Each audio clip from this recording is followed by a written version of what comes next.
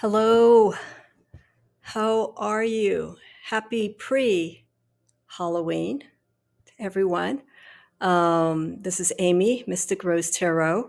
I want to welcome each and every one of you to this very special Halloween episode. This is the second year I've done this.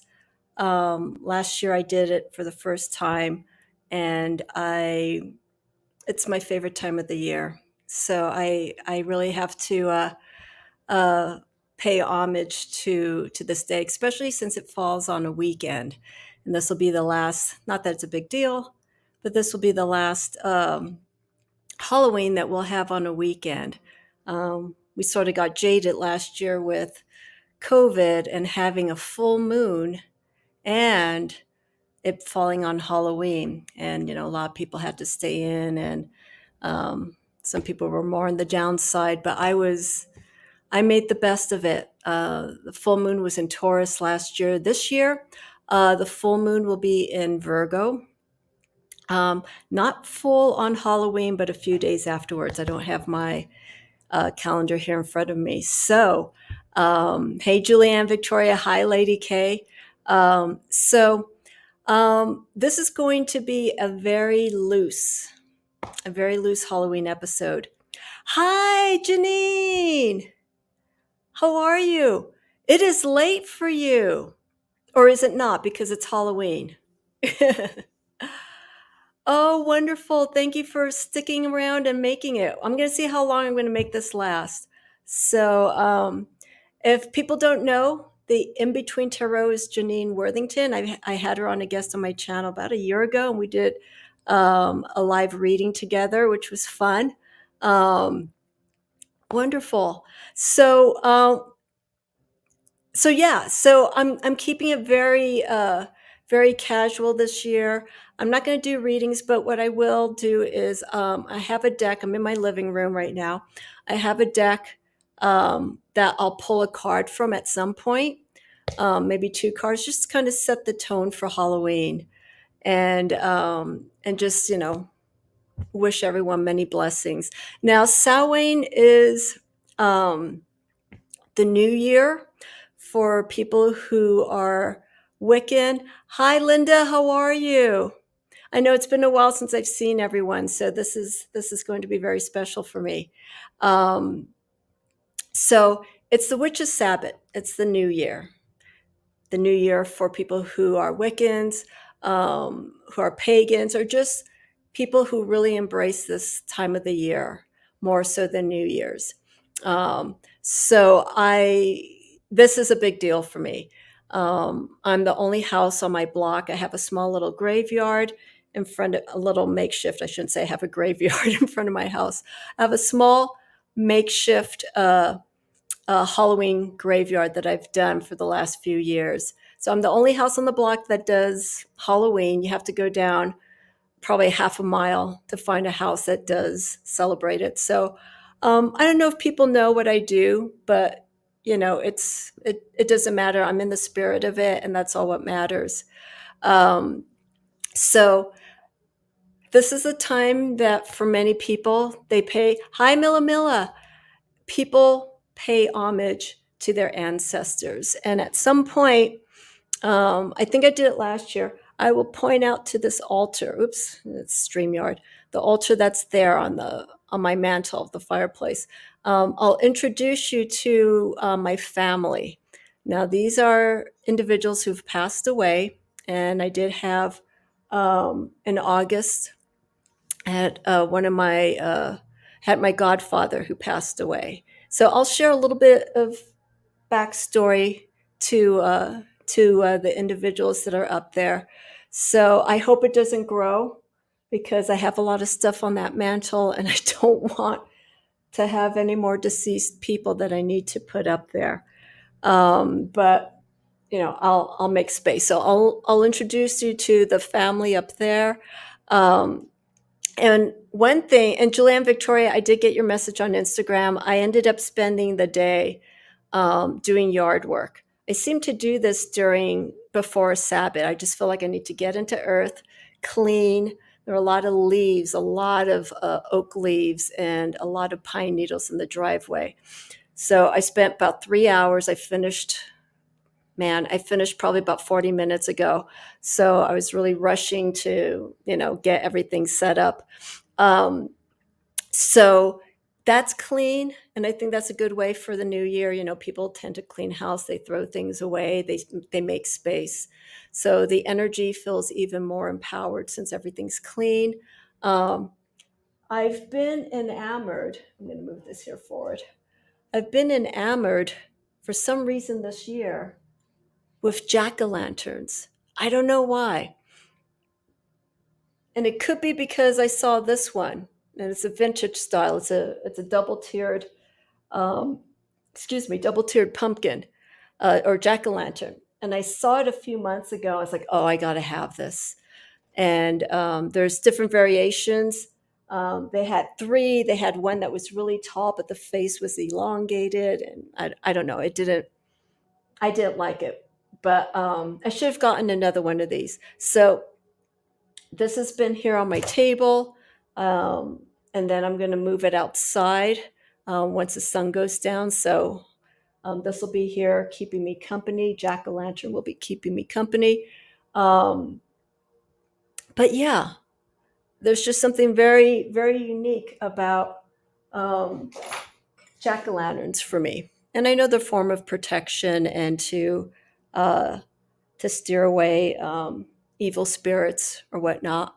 So I've mentioned in the past that I keep this house very well protected. You probably see already one owl that's right there.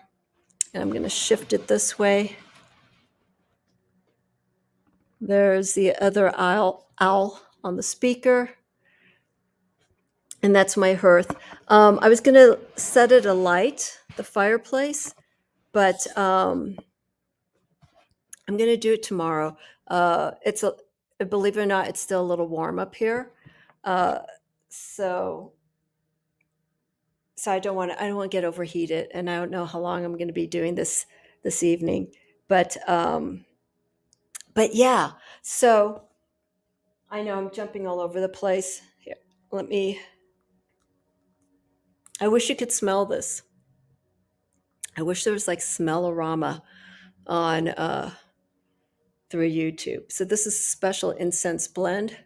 Okay, I'm sending this out to everyone.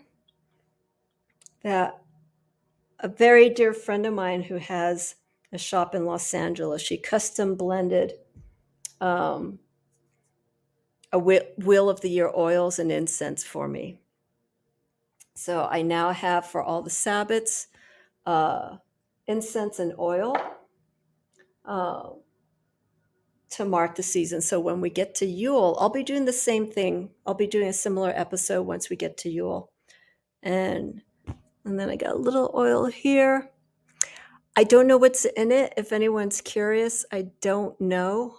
But it smells like a liquefied version of this. And this is Samhain Blessings. So if I was to describe this,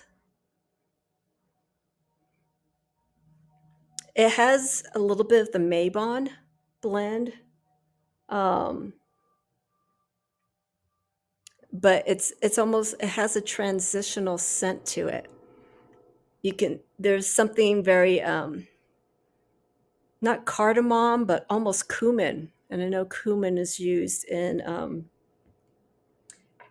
protective incense and oils. It's a very strong, cumin's put in as a culinary spice for Indian food and various spicy dishes like that. So I think there's cumin in here.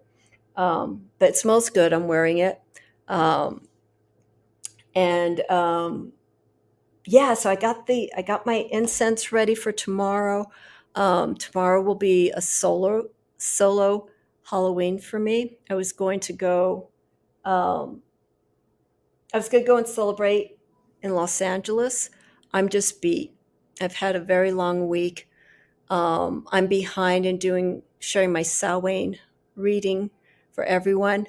So I need to record that.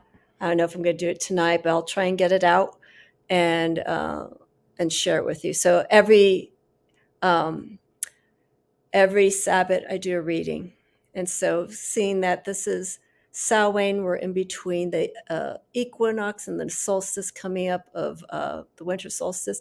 The reading's usually short, just a few cards, and just to give insight. So I'll hopefully have that posted by tomorrow, so everyone can read it for Halloween, for Samhain. I don't know if there's clove. It's not very strong of clove. I mean, it smells. I mean, when my friend made this, here, smell. When my friend made this, it smelled like her shop. It smells like a witch's shop. It's very herby. It's very earthy. I think there's some patchouli in here, which is also used. I think patchouli is known as a graveyard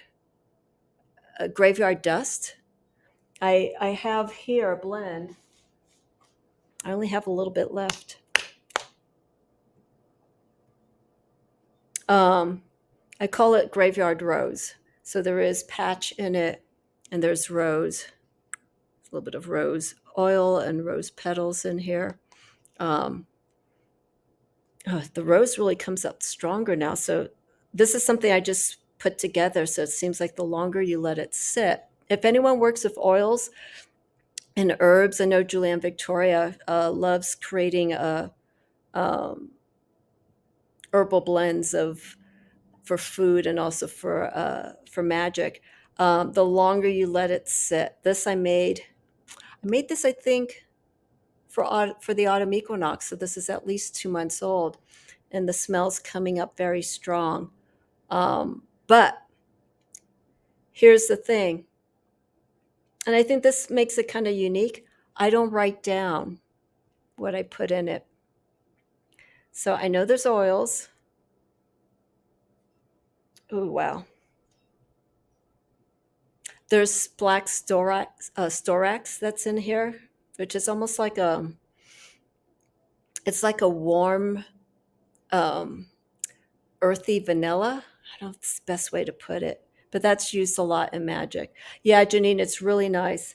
And I just have a little bit of it left. But it has like an earthy dirt smell to it. So I just named it graveyard rose, because I love roses. So I have this. I'm going to put a little bit more of this. So what I'm going to ask of everyone, if you're up to it, I did put it in the description. And thank you for everyone who's watching and who is joining in.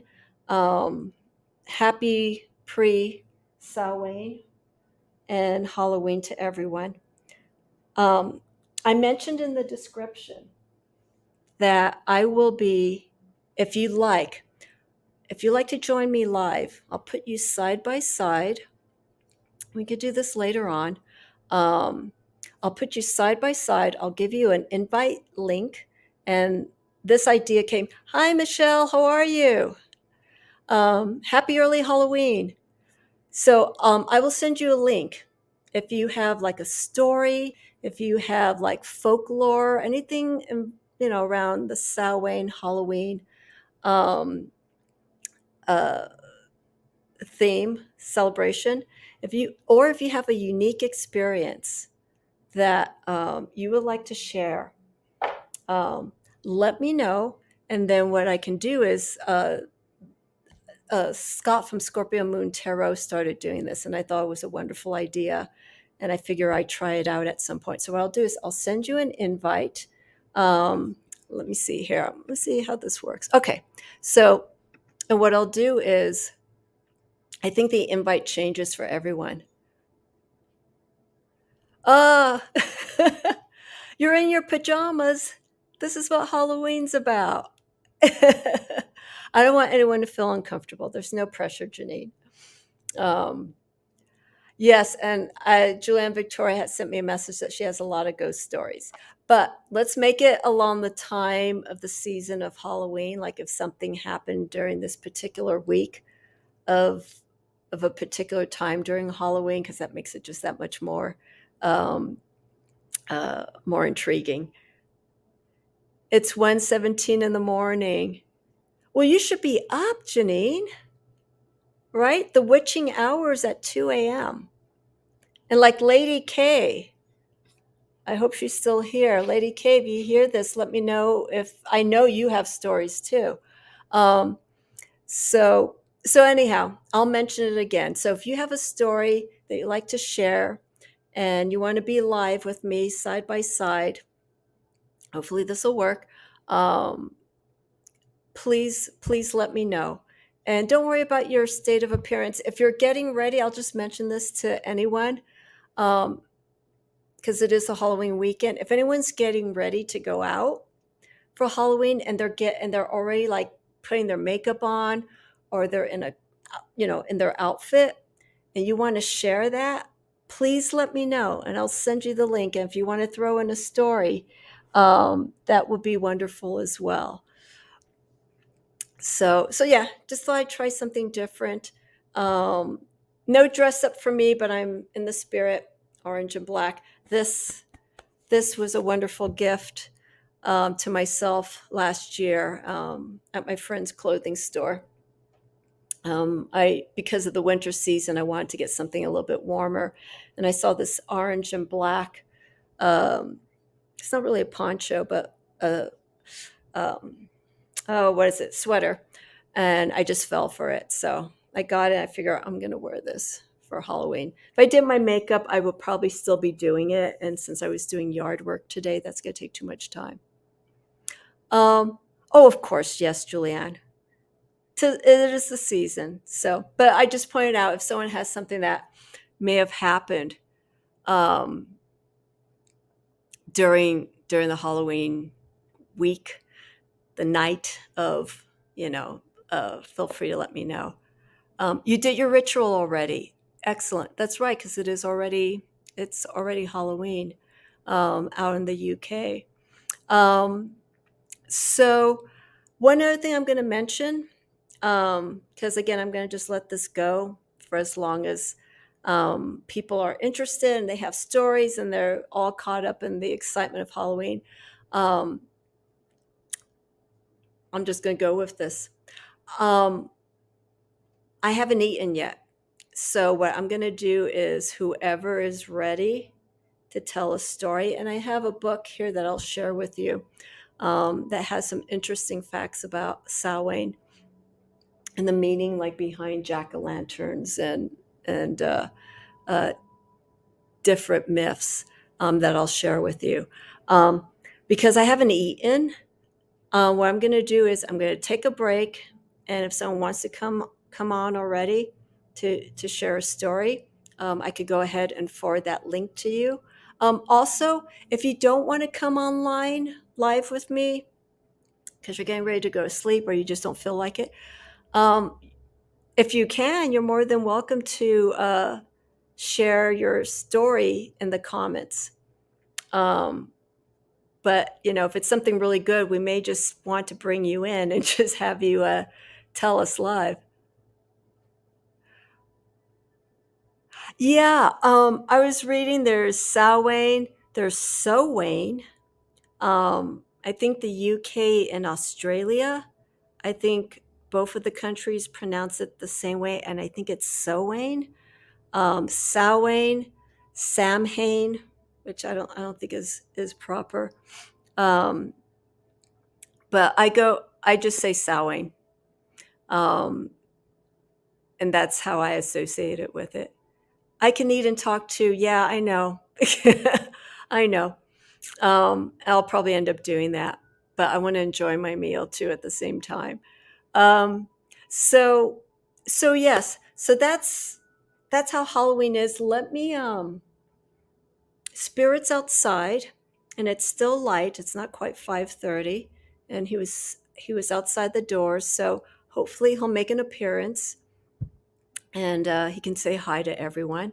But let me grab the book, and then at some point when I start pulling cards, just to set the tone, because I know my lighting's going to change and I may have to go to my reading table for this. Um, um, I want to just have the book here ready for people so I can read from it. Okay, so let me step away for a moment.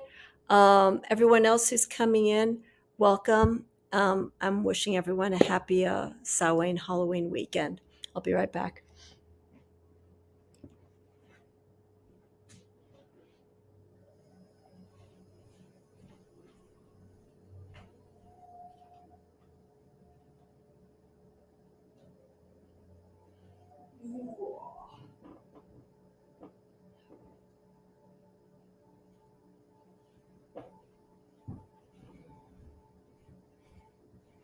Alrighty.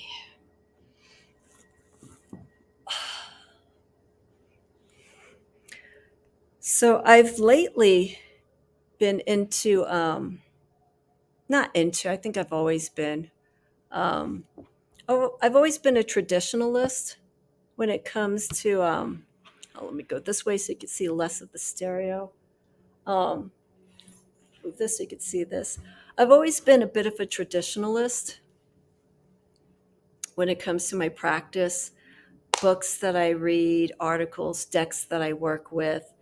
And I'm recently finding that I'm looking into um, older material, words of wisdom involving pagan traditions, witchcraft, um, and I'm embracing that a lot more than some of the newer titles, some of the newer books that are out there, and a few of the books that I've skimmed through. I'll just state that I've just skimmed through the books.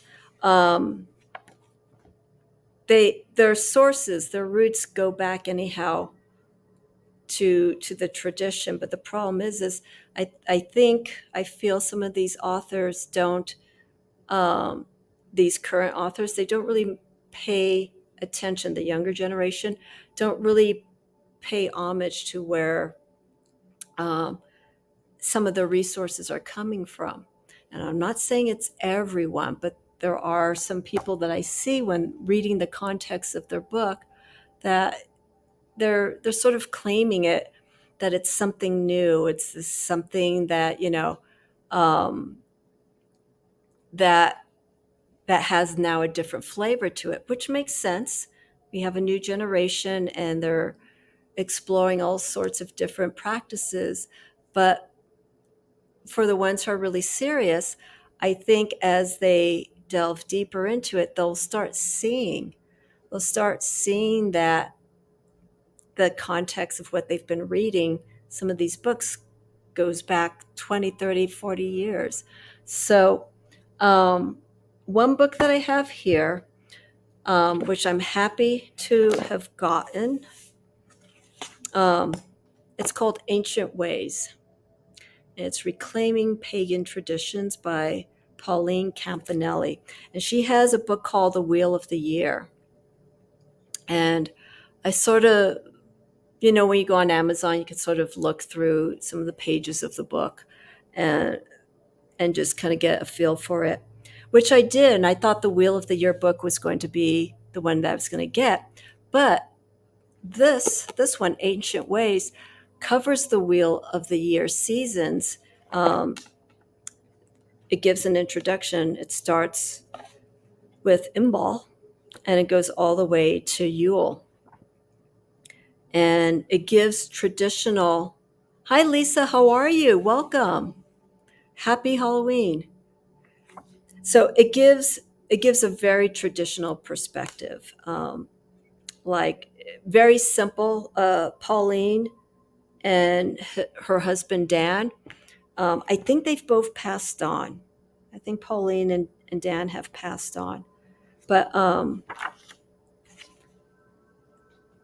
here for Austera, just for example, and I hope you can see this. I'll cover my face. So these are traditional Ukrainian egg designs. Okay. And how they're associated with the gods and goddesses.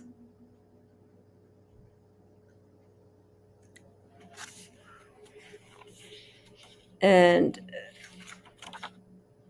she goes into the history, not in great detail, because I feel you can technically write a book about each of the Sabbats, go into the history. You can almost do a textbook about it.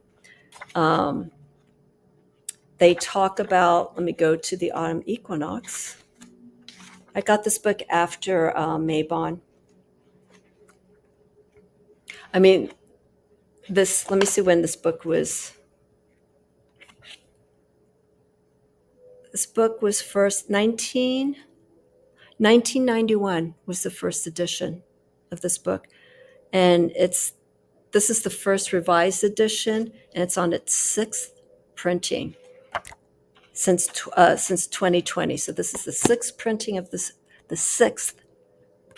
book of 2020. But it's very, I like it because it's very simple.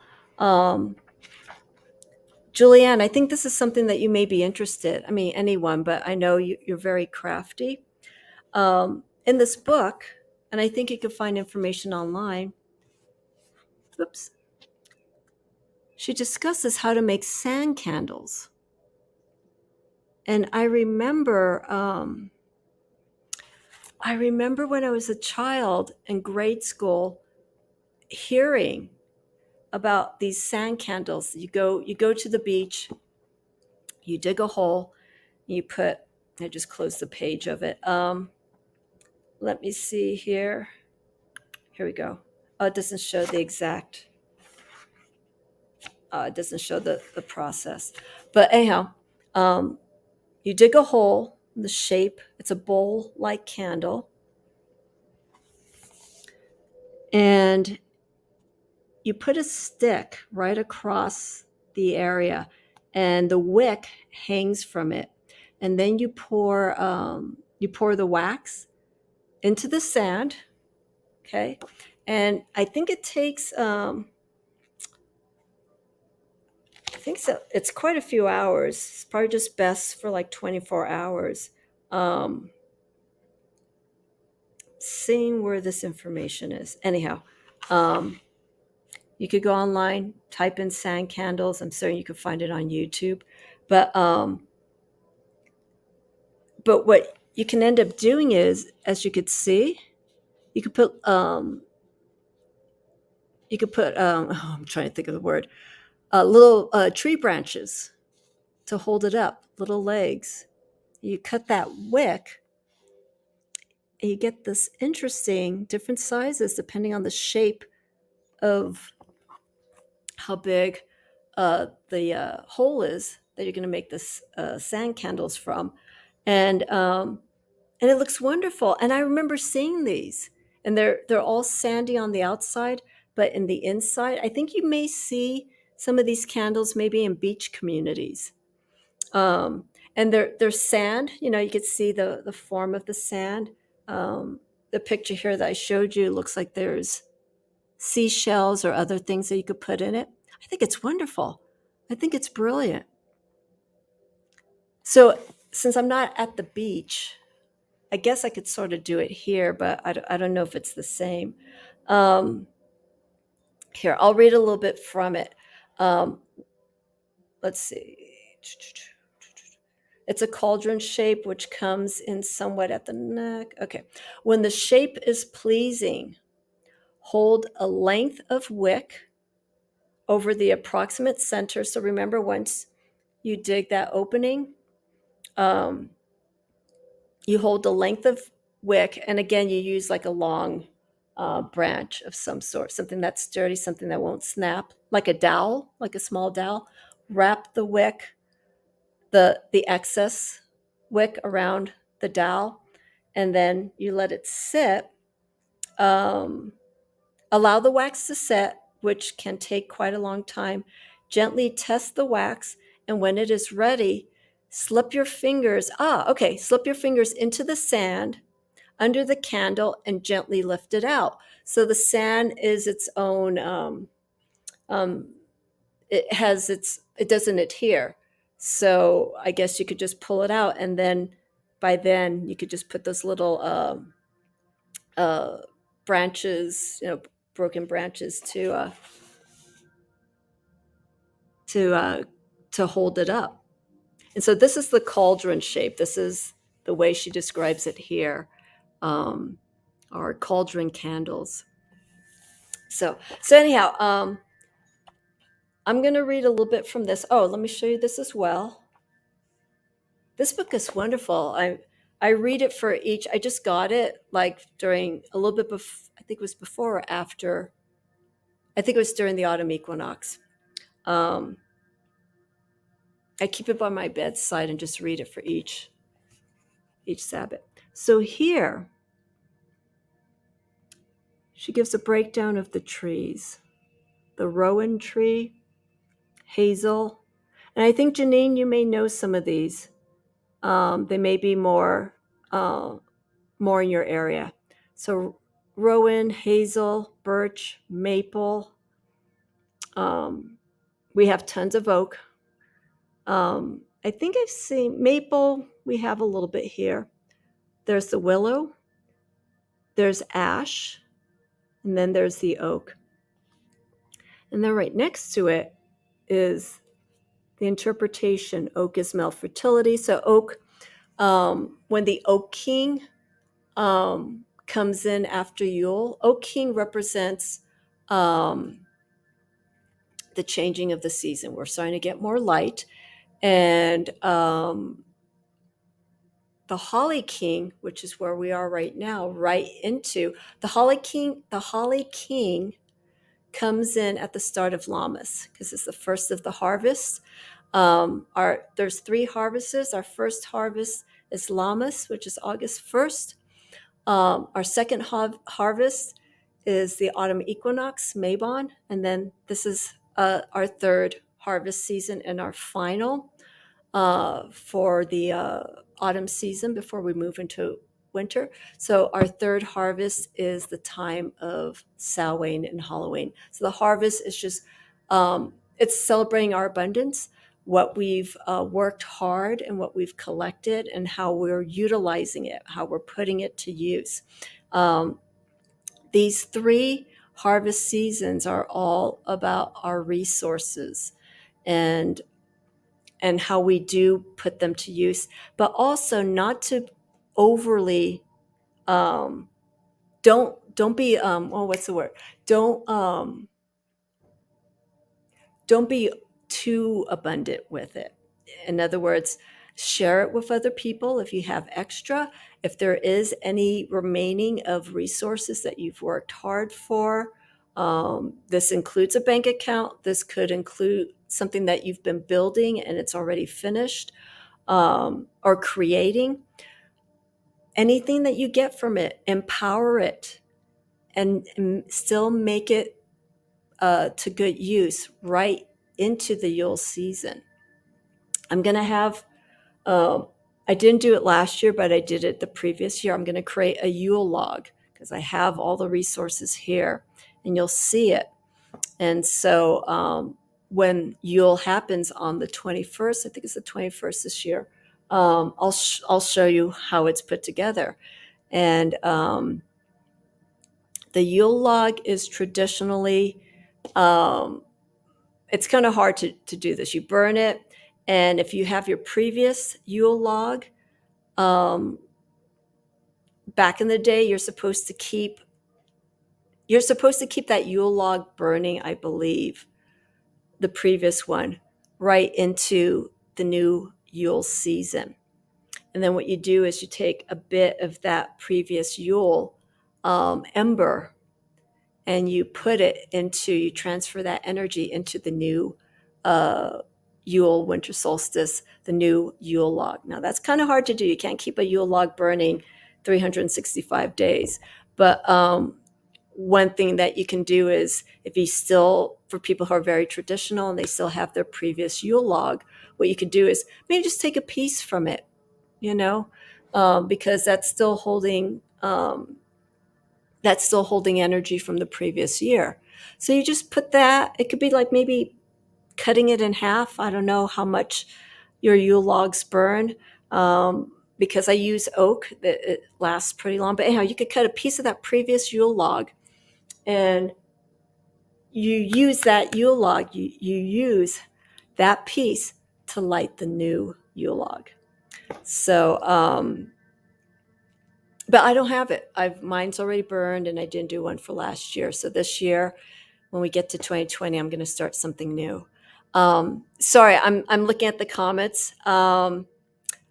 I don't know if I have Rowan. I have to look at the picture. Here outside, I have. Let's see. I'm going to turn this around. So if anyone gets dizzy, please look away. I don't know if you're going to be able. Let me unplug the power here so I don't yank this off. So I'm going towards my window. Okay. So those are the trees that I have. And I know you're seeing the reflection. My street that I live on has a lot of cedar. I have cedar, I have pine. If you could see where it's a little bit on the goldy side, those are oak trees. I have Douglas fir. I'm gonna scroll this back. I have or turn this back. I have Douglas fir. I have spruce. The firs are really nice. The firs are what I use to dress my Yule log. I use fir. Fir are the tight needles. I'll show you what I have here because I have kindling for the fireplace. Let's see here.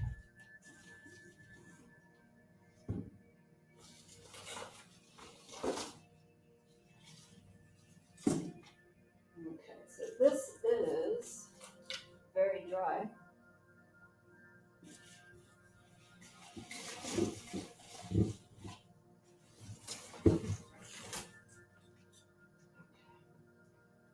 So here,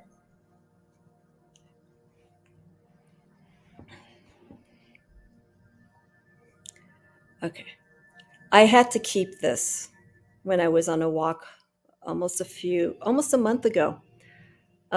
It's going to get messy here. Let me, okay. Ooh. So this is a pine that's still attached, and I put it in water to sustain it. There's not much color left. There's a little bit of green, but you can't really see it too much. So it's still attached to the branch. I guess during one of our winter storms, it snapped off. But I was on my walk and I saw this. It's like, wow, look at this. Beautiful. It was very fragrant. And I'm not going to burn this just yet, but I want to see. Let's see if I can move in here closely.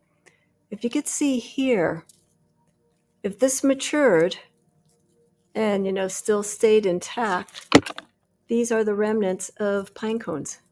Here's some baby pine cones here. Okay, but it didn't last, and this isn't going to last much longer, but I will keep it. I will sustain it as much as I can because it's beautiful. I've never seen something like this fall into the ground with the pine cone still attached. So, and pine and oak in particular, is of it's like male fertility for, again, abundance. And holly, I forgot to finish saying, holly is holly is, I think, like the young. I think it's like the younger king, and when the holly king goes, moves down, if you will, and makes room for the oak king, I think it's the maturity of the holly king going into the oak king. It's like it's a cycle when it goes through the wheel of the year. But yeah, this is just beautiful. And I kept it in a little bit of water, but I don't think it's going to hold. So let me put this back. Okay. And thank you for letting me humor you with all of this here. Oh yeah, Janine, the smell of pine is amazing. All right, let me cut this here. So that's pine.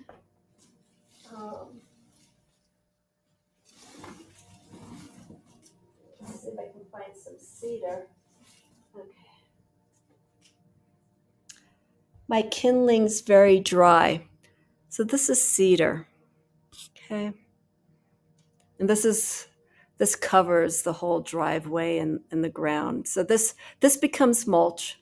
The pine needles, the cedar becomes mulch, which is good for the ground because we just had rain about a week ago, but any precipitation, which I hope we do get more of, rain, not snow, will, that coverage, the mulch will hold that water in. Hello, Ange, how are you? Happy Halloween. And for everyone else who's watching, happy early Halloween. Don't worry about being late. I want to get a head start on this. So we're talking about some of the trees that are in my backyard. And this is wonderful because this is like wild crafting in my backyard. Cedar you could burn, pine needles you could burn, you could crush and create your own incense. The oils, that's different because that's a distillation process and I'm not set up for that. So if I work with oils like that, I go ahead and buy it. Let me step away so I can put this back. All right, let me just chuck it in. There we go. So yes, for the Yule log, I pulled different elements. The oak log is the premise of the Yule log, and then I dress it with all the other like branches of cedar or spruce, and it smells so good. And then I bless it with some oils and incense that I have. So anyhow, that'll be for Yule. Okay, let me catch up with some of the comments here because I have been talking for about 42 minutes. Let's see here. Kay, thank you for coming in. I'm sorry, I don't think I addressed you, so thank you so much. Happy early Halloween, everyone. You have a neighbor who has a large pine tree, just shedding pine. Yeah. Gather a good amount. Yeah. The thing with pine is because of those needles, and depending on where you are, again, like I was saying, you can leave the mulch and stuff. My driveway, I have more cedar than pine. I did have some pine, some of it broke, but with those falling, I also have the acorns. So I have to clear that driveway.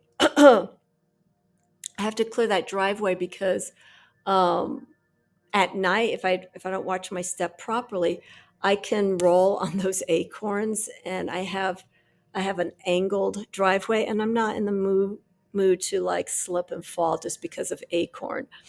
An acorn is a very well respected seed, and in pagan tradition. So I don't want to curse the acorn because I almost fell. So it's all clear and whatnot. But for people who are coming in, I'll show this diagram again. Not diagram, but these are the trees that represent the energy, the power of the autumn season. So if any of these look familiar, okay, so oak, we have the male fertility. Rowan is for protection, fairies.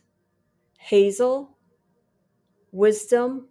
You can use them for wands as well, for divination. Birch, sacred to the goddess. You can use the birch is what you can The birch is what you use, I think, to wrap the besom in. Oops, what fell? Um,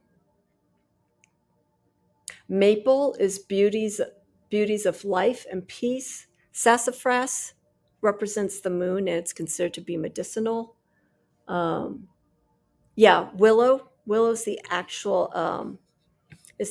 stem, not the stem, the actual bristles of a besom. So it's wrapped. Oh, let me see here.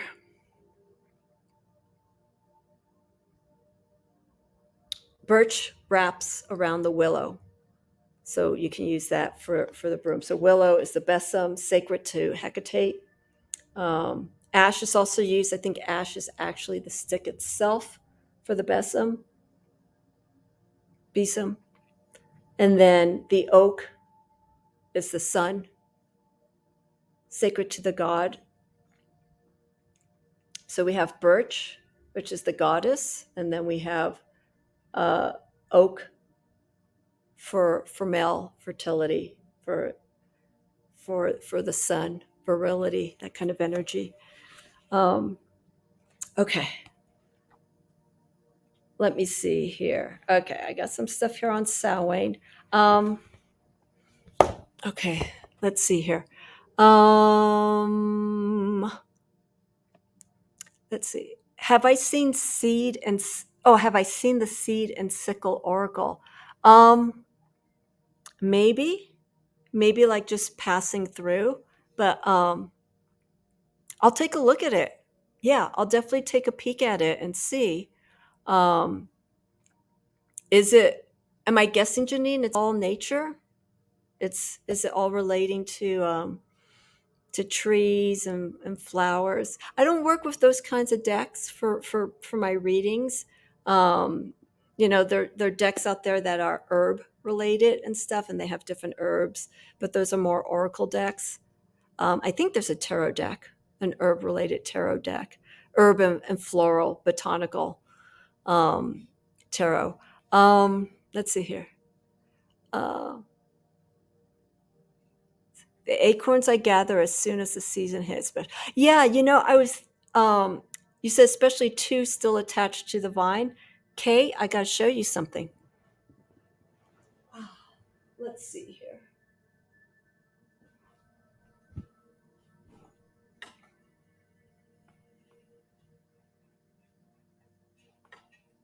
I'll be there in a moment. Okay.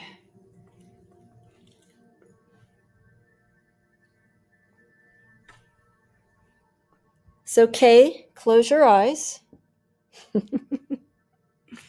So, I found this last year, and there's an area, one of the areas that I do my walk around.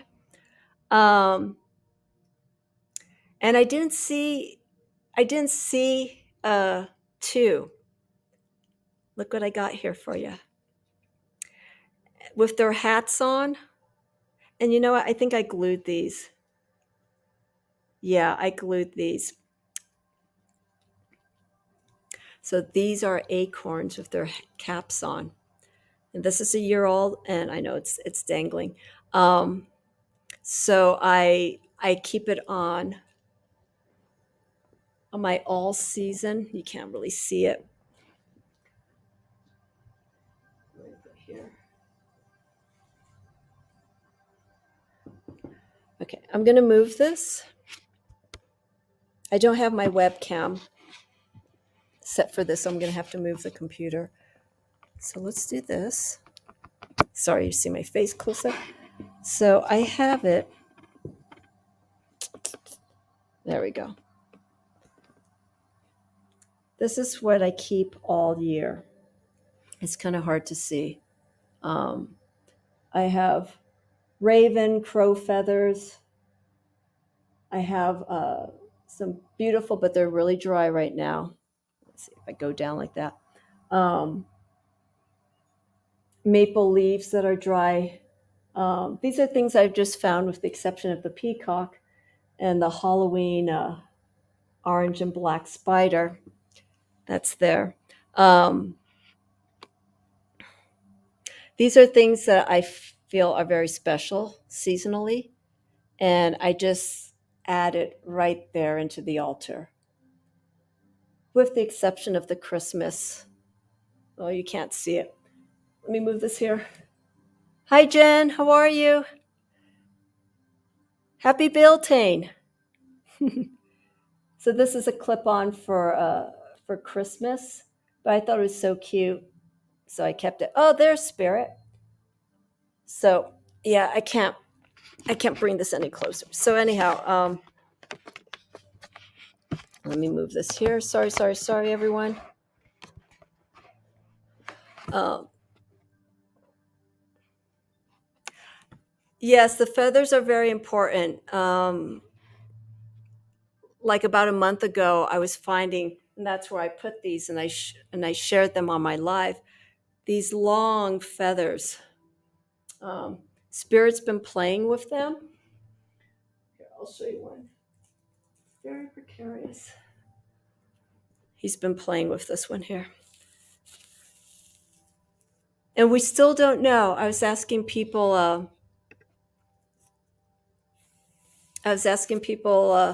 if anyone knows if this is, what kind of feather this is. Okay. Crow, raven. I think Lady K asked if this was or mentioned maybe a vulture. I haven't seen vultures here. I normally see, not here in this area, I see them by the lake. But I mean, this is like a foot long. It's a beautiful wingspan. Um, yeah, I mean, I have one of these in my car. And yesterday I cleaned out the car, I vacuumed, and I have a smaller version of this. And I just cleansed the car. I was at the car wash, and I'm doing this in public. People down the hill from where I live, they don't pay attention to anything. So I'm in my car and I'm just doing this in the car, the back seat. Go outside. I had the hood open. I did inside here. Felt natural. Felt natural to do, just to clear energy and to welcome in space for the season. So yeah, it's very powerful. And funny enough, I honestly believe this. I think Spirit, my cat, I think he has an affinity for crows. There's some interesting communication I feel between the two of them. Now, some of you may be thinking, oh, this woman's whacked. But I think he's always going to these feathers. When he's around, when he comes around, they're gone now, but the crows would start cawking. And when the crows are cawking, he sits and he looks up. He's looking at them. He's not wanting to, it's like he's listening. There's something very special. I'm still trying to discover what it is. Okay, I'll put this back here. Alrighty. Oops. Okay, let me catch up with some of the comments. And hi, Queen of Swords, how are you? Happy Halloween. Julianne, you said it's a raven? Yeah, there's no blue, there's no physical blue color on it, but you saw when the light hit it, there's a little bit of blue. So if you feel it's a raven, then that's even great. I welcome both of those energies. Let's see here.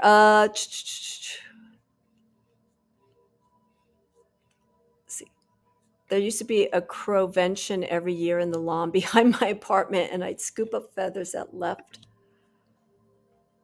behind them. You have hundreds. I just need a little bit. That's a bit too much.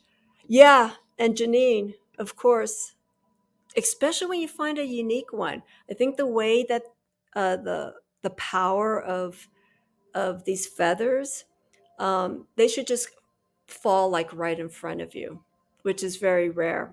But these that I found, were on walks, so they were already on the ground. I didn't wrestle a crow or a raven and pulled out the feather. I found in that sense. And just to backtrack too a little bit, when it comes to the trees, and I mentioned about wild crafting. It's a hard word to say, wild crafting. Um, don't cut anything that has fallen naturally. The same with resin, because sometimes people um, they see resin or like especially maple. I mean, maple, they have to put that little spigot in, and that's one way that they collect maple syrup. But if there's nothing that involves cutting or piercing a tree just to get its source, let it happen naturally. I found a very interesting incense, like resin incense, right outside of my backyard, and it had like um, a vanilla pine. Very, I couldn't even explain it. And I looked around. It was a nice chunk. Oh, like probably maybe around this big, and I savored it, and I finished the last of it, and I crushed it, and I put it into one of my incense blends for empowering energy. So, and I think it came from, I'm thinking it may have come from the pine tree, but there's so many different variations of pine. So, you could go to all these different pines and find resin. If you burn it, you'll notice a slightly different smell associated with it. Let's see here. Artsy Girl Marilyn, hi, how are you? Happy Halloween. Thank you for coming in. Um, let's see here.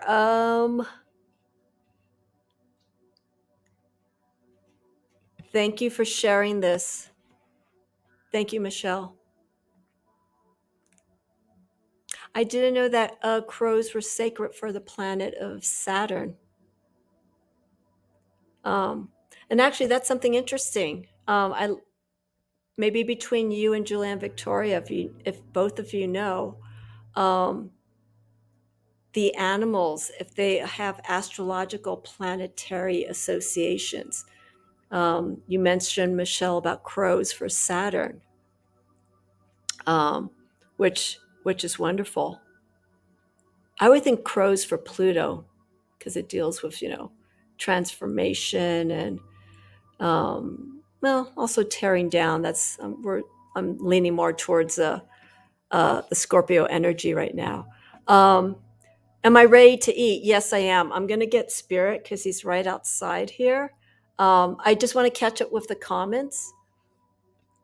Um, and then let me mention as people are coming in, at the beginning of this live, I mentioned that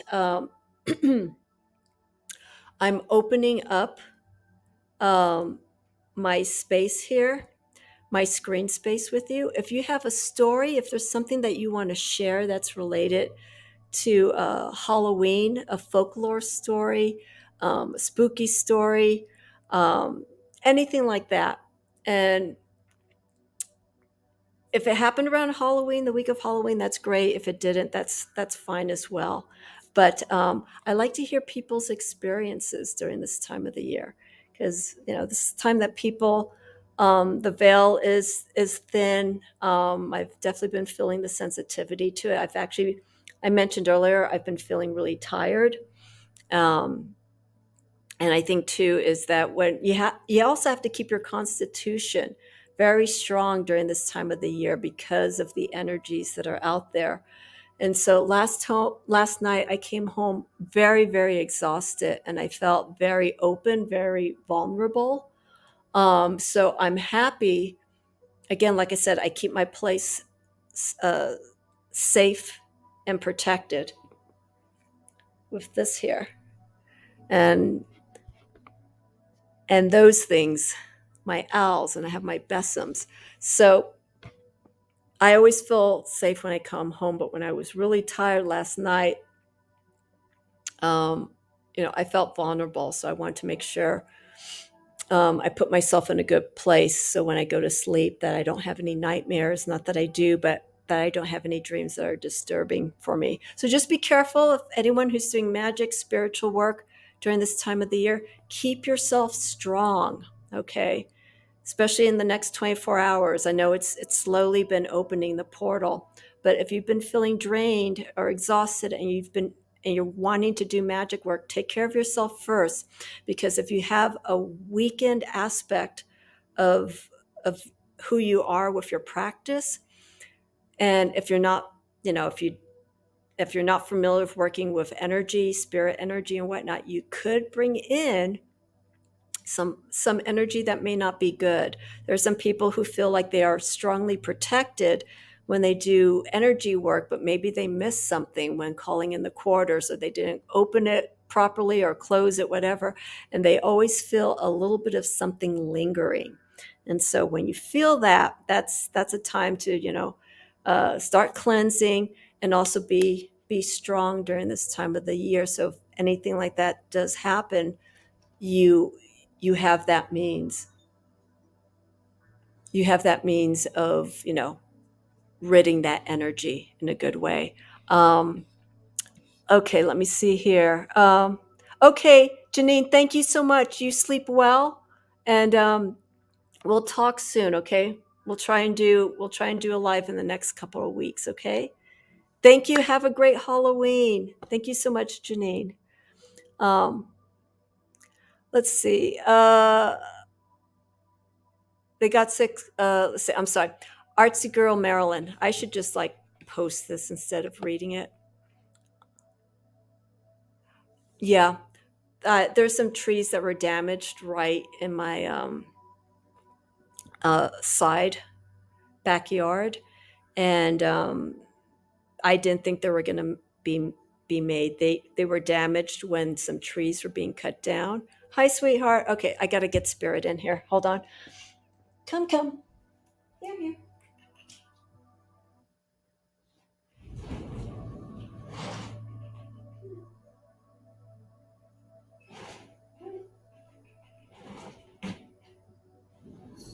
Close the door. All right. Let me close the door. Let me grab the water.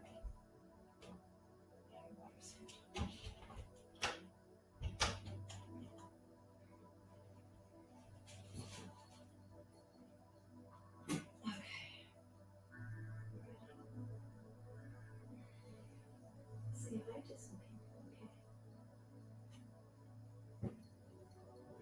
okay. Everybody knows this is my favorite companion here.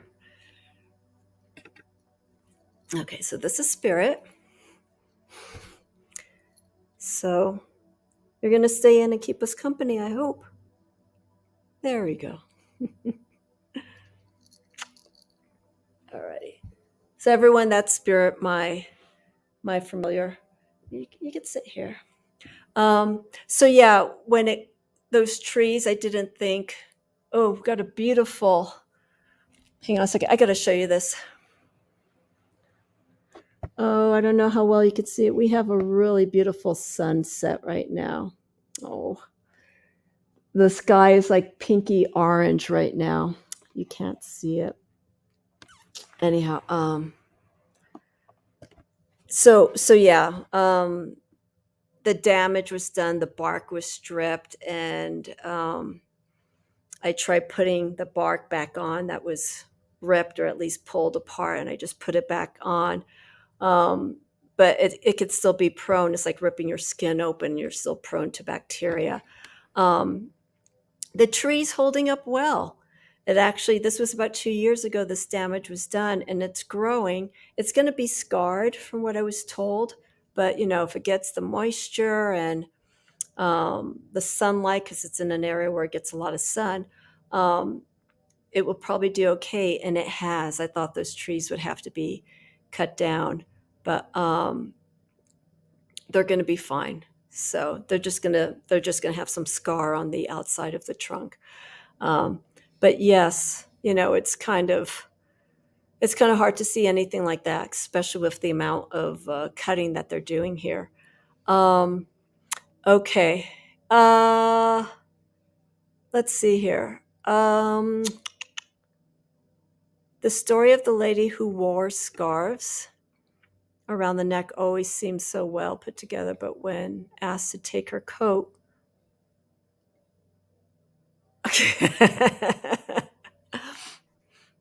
that's cute. That's cute. That's very unfortunate. You know, you don't want that. You don't want your neck to come out, right? If it falls down, you have to plop it back on. Um, let's see here.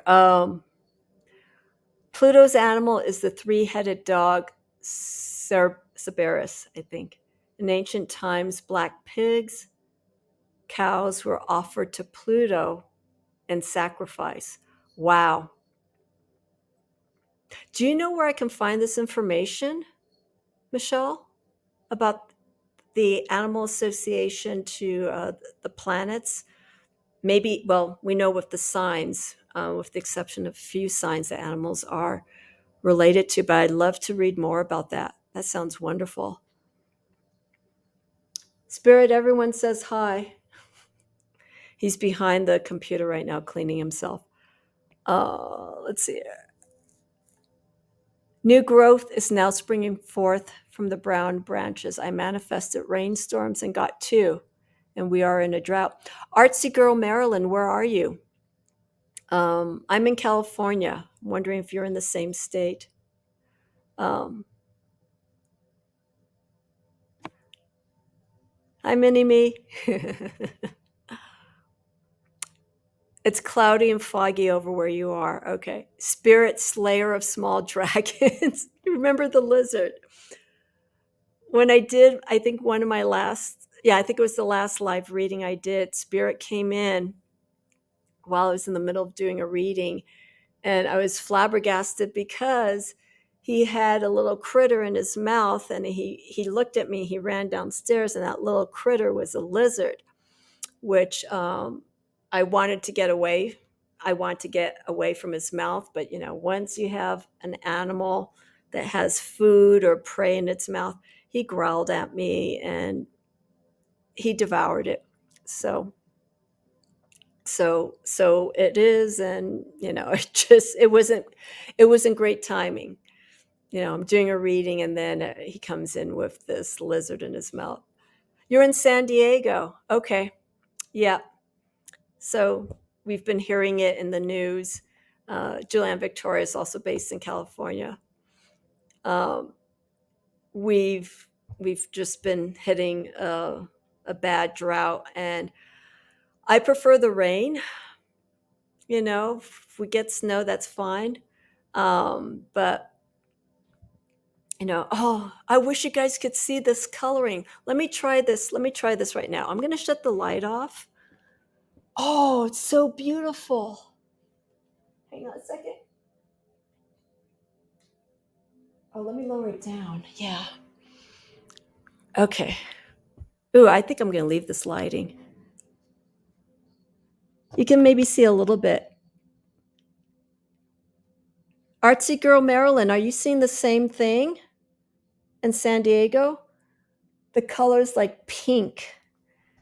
I know this isn't the best, but it's like pink and blue. Just imagine what you're seeing there, more amplified. Just beautiful. Anyhow, perfect for sewing.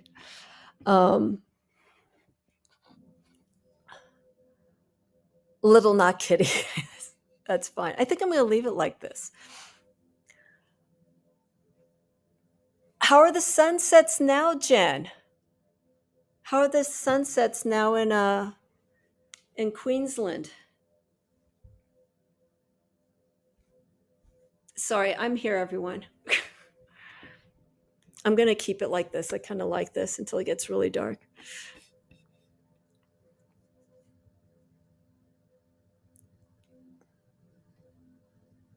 Oh, Debbie, you're in Orange County, so you see the same thing. That's beautiful. Yeah. Oh. I'm going to turn it around again. Let's see. Yeah, it looks the same. The contrast on this isn't great. Alrighty. Okay. Let's see. So let me take this because I've been on for an hour, and I'll turn the light back on in a moment. I need to eat. So Julianne, are you interested in coming in and sharing the space with me? And Jen, also, if you're interested, as I mentioned, if you have a story, anything that you like to share, I could send an invite to you and share the screen or give you the full screen, and you can tell us your story if you have one. Anyone, this is open to anyone who's in the chat right now. And we'll keep an eye out for trolls. But for anyone who does, I'm trusting that you will have a story and that I'm not going to see anything or anyone's going to see anything that's going to be disturbing. So if you would like to come in and share this space with me, let's go ahead and do it. So please think about it, everyone. Okay. So Julianne, you're ready. I'm going to send you this invite. I'm going to put it in the comment, and I think you should be able to click on it. Okay, so let's do this.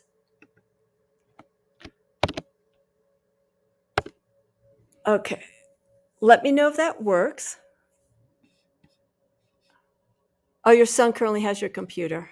Okay. I think this link is,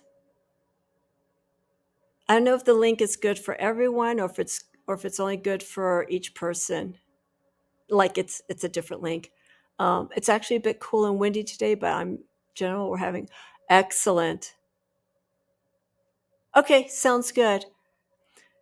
So for some of you, if you don't know, Julianne Victoria is part of the tarot community via YouTube, well versed in astrology and tarot, Western and Vedic as well.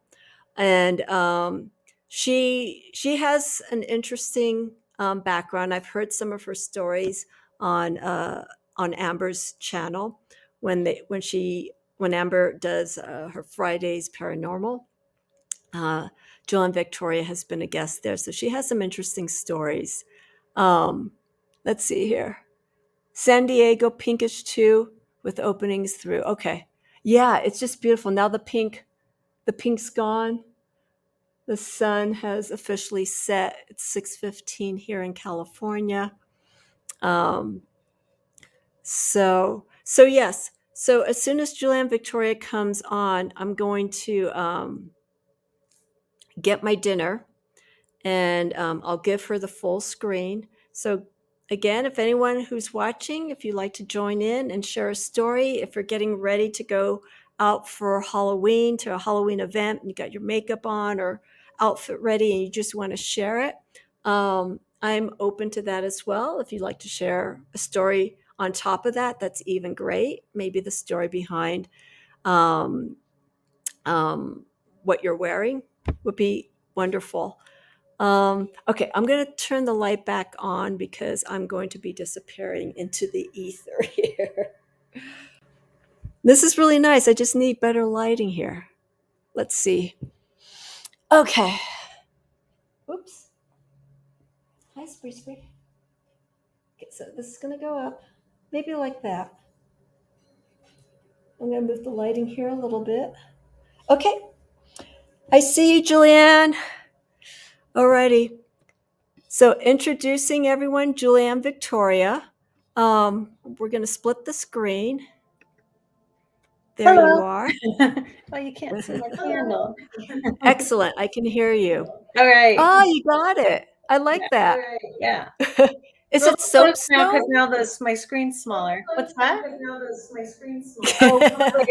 Is that soapstone? There's an echo. Okay, wait. Hang on one I sec. close the other thing down. I have music playing in the background, so I don't know if it's that. I hear me echo. Okay, it's not. Oh, no, I heard it again. Oh, it's on. It's like a 2-second delay. Okay. I'll mute. Okay. I'll mute, and I think that'll take care of it. Okay. So, and I'll give you full screen. So, Okay. Julianne Victoria is going to tell us some stories while I eat, and I'll be listening. And I'll pop in. I'll just slide in and say hi, and then I'll open. Okay. I'll leave the screen to her. Sounds Okay. good. Okay. Here we go, Julianne Victoria. Let me mute. Okay. No echo. Move that over a little.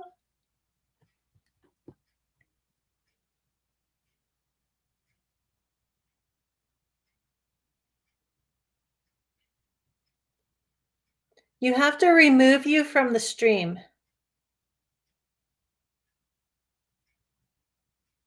I can't hear you, but you can hear me. You have to remove yourself from the stream. So in the little picture at the bottom, we unmute. Okay, so at the stop, bottom, Pam. no. So there's you and me at the bottom, right? Underneath the main screen. Yeah. Okay, so in yours, click the 3 dots, and it's like removed from the stream. Okay. Yeah, and who said it? I've lost it. But yeah, I know earphones will work. But normally we don't have that problem. So that's interesting. So hi. Yeah, I know a lot of you here, but I'm Julianne Victoria. Amy and I have been doing the Tarot of the Holy Light study together, mostly on my channel, but she has them on hers too. So let me tell you some stories. So I'm thinking of ones that I know happened in October. And this is probably one of the scariest, I guess, paranormal experiences I've had. It was in October, I believe it was in 2013. I was living in San Francisco in my family's haunted house, the haunted house I grew up in. So I have a video on that on my channel too, if you want to check it out. But anyway, this is Amy's channel. I'm filling in. So it was the middle of the night one night, and I had gotten up to go to the bathroom and came back to bed. I remember I was lying on my left side and I was trying to go back to sleep. Normal night, nothing strange that night.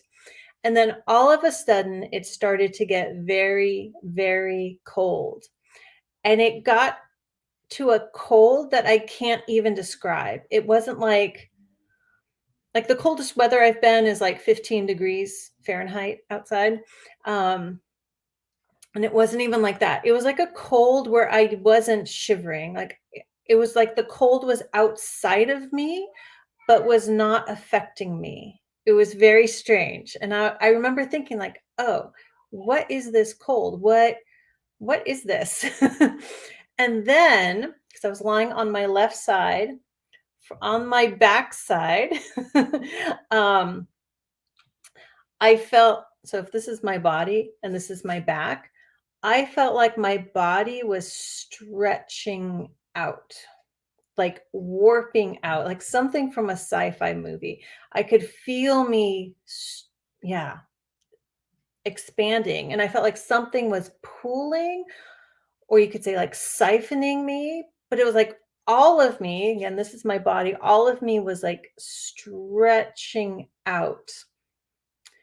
And like, so this all happened in seconds. And then I had the thought, what is this? And then immediately I said, okay, let's not let curiosity get in the way. And then I saw the word love in my mind's eye, so clairvoyantly. And usually when I see words, it's like in typewriter print, which is interesting. But this was like big, blocky, capital letters, love, black on white.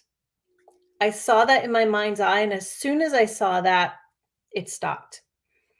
And I was normal. I wasn't stretched out and warped. I was myself. And so that whole experience was like a few seconds. although it was slow motion in the experience. And then once it stopped, then I freaked out. Then I was like, I was stretching. I was like, I was warping. Um, and really the only thing I could think of is like something from a sci-fi movie or like or what I thought of after was like, oh, it's like when you see like not cartoon, but animated renditions of like what it would be like if something a person or a spaceship approached the edge of a black hole and it like stretches out and warps as it disappears. That's what it felt like. Um, so how beautiful, beautiful, but scary because I know something was trying to suck my energy. And while I was warping, like I felt a presence behind me. I didn't look at it. My eyes were closed the whole time. um, and it was behind me, right? But like I felt like a dark presence.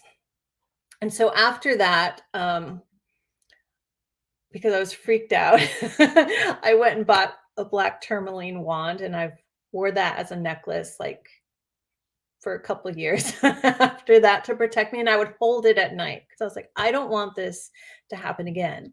And so for a long time, I was trying to figure out what it was without calling it back. Because sometimes when you're like trying to figure something weird, paranormal, creepy out, you could inadvertently like ask for it to come back. So that's another reason why I had the black tourmaline. I would hold that while I slept. Um, and at first I thought, well, maybe it's one of the ghosts or spirits in the house. So there are what I call the house gremlins there, which are little trickster spirits. There's family spirits. There's some not good dark spirits there. And yeah, yes, be careful. Be careful when you're like even just trying to figure something out concerning spirits or anything you can't explain, right? Um, and there's also a portal. So outside that room, that was my room for a little while. There, there's a was a very large mirror across from another mirror. So it's an old Victorian, so it's these long, long high hallways. And these two mirrors accentuated the natural portal that was in that is in that space. Um, I'm not going to go into all those details, but so I was trying to figure out without conjuring something up that I don't want to experience again, because this is not the type of thing where it's like, oh, let's call it in or do a tarot reading and ask who are you. It was not. It was something trying to suck my energy, even though I physically felt like I was stretching. So that's a very curious thing that I haven't fully explored or understood yet. Um, and I was trying to figure out carefully if it was something that came through the portal um, or not. And actually, after because it's now been like 8 years now, um, I actually think it was an ex boyfriend trying to siphon my energy because when we were together, which was like many years before that, a long time ago, um, he did that. He was like this passive aggressive vampiric narcissist. And I'm pretty sure because his birthday is also in October. I'm pretty sure his birthday was Um, also in October. I heard the echo again. You don't hear the echo? Again. You don't hear that? Okay. I'm trying to think if you would need headphones or I would need headphones. I don't know. Anyway, this works. So I'm from my careful years of exploring into that, I actually think it was him. Um, and I can go into other reasons why I think that, but you were going to ask something, Amy? Okay. um, but speaking of the portal in that house, I guess I can tell another story there. So one time, probably couple of years after that, I think it was 2015. A friend of my brother's was renting out the bedroom next to me because he needed a place to live for a few months before he moved away. So he was in between, and it's a big Victorian, and so my dad rented that room to him. Oh, let me check the comments. Yeah. Oh, yeah, yeah. Um, so, and I'm not sure if this was in October. No, this would have been in the spring, but just a profound experience having to do with that portal energy there. So one night, as I often do, I got up to go to the bathroom and I came back, um, lying in bed, and I had rearranged my room and my back was to the door. So I was lying on my right side. Funny how I remember these things. I remember, it's funny because I remember, I go to memories by remembering what I was wearing. And I'm not all that concerned about fashion. So it's always interesting. Um, and went back to bed. I'm lying there, definitely awake, and I hear what sounds like a monstrous sonic boom come from the hallway where the portal is above the stairs. And I was like, was that my brother's friend in the next room? But I was pretty sure it came from the hallway, from the portal. And he was awake.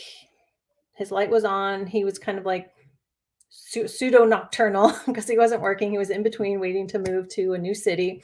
And I was like, I don't think he heard it. Like nothing stirred in his room. He didn't open his door to check it. And I thought, well, I don't know, maybe it was him. And then I heard it again, louder, sonic, like monstrous sonic boom sound in the hallway, just outside my door. My door was always cracked because I had a cat then, and she needed to go in and out to the kitty litter and stuff. So it wasn't shut all the way either. Um, and again, like he didn't get up when he didn't react. So I'm like, I don't think he heard it.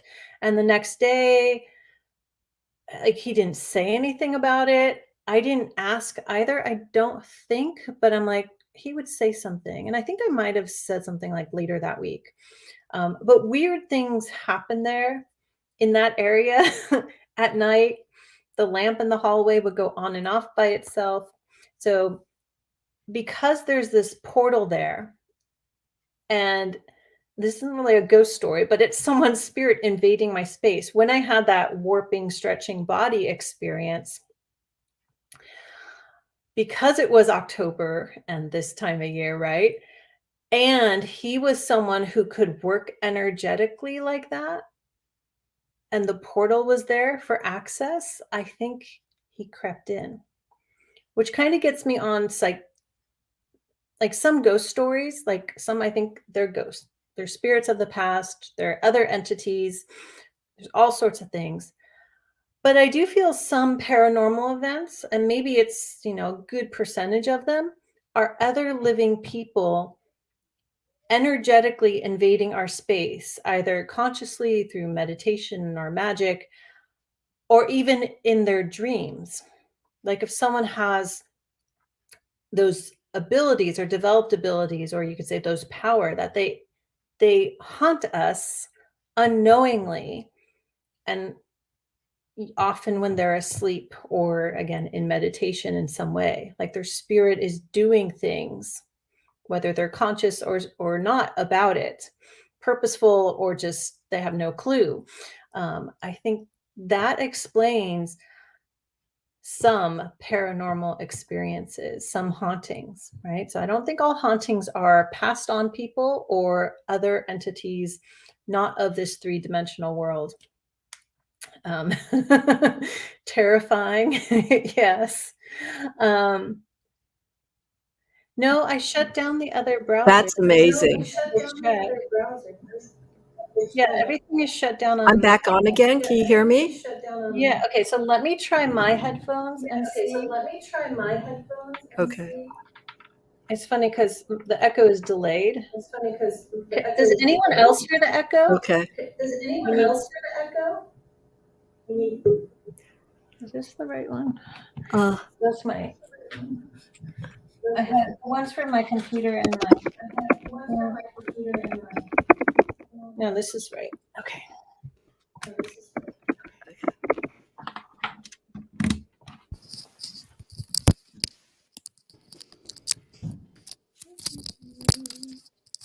You hear it? they still hear it. Does everyone hear the echo? I don't hear it. You can't hear me. Not me. Okay. Okay. I still hear the echo. Okay. So it's your. Okay. Let's see here. If I have to put the headphones on, I will. Yeah, let me just go ahead and do that instead of trying to troubleshoot. Let me put the headphones on.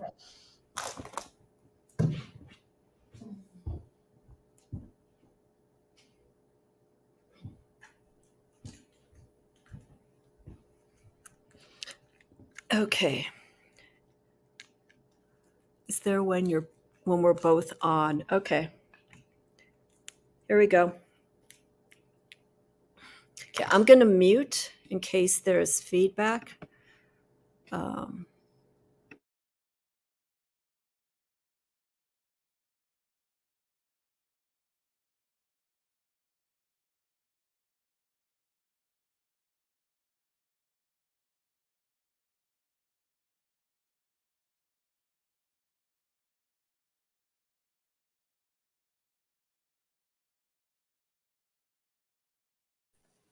How does it sound? Any echo? Oh, Julianne, you're muted. Hang on one second.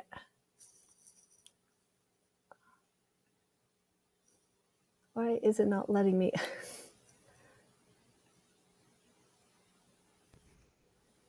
It says, No, it didn't let me do it before. hear you. It's weird. Well, when I tried to unmute when you muted both of us, it wouldn't let me do it. Okay. There's no echo now. Okay. Okay, good. What was I saying? I was saying something.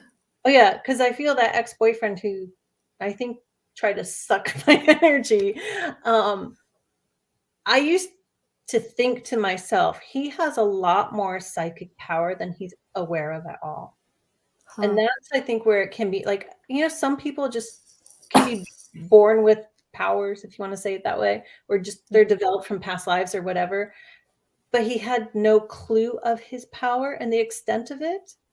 And so that made it dangerous, because unaware of what he was really doing, at least I think he was. Anywho. Did you approach him about this? He passed on, I'm guessing, right? No. We split No. up. That was like 2007, 2008. Wow, so he's still present on this As far planet. as I know. Okay. At that time, he was still alive. As in 2013 when I had my warping experience, as far as I know. But he had a health condition, a heart condition.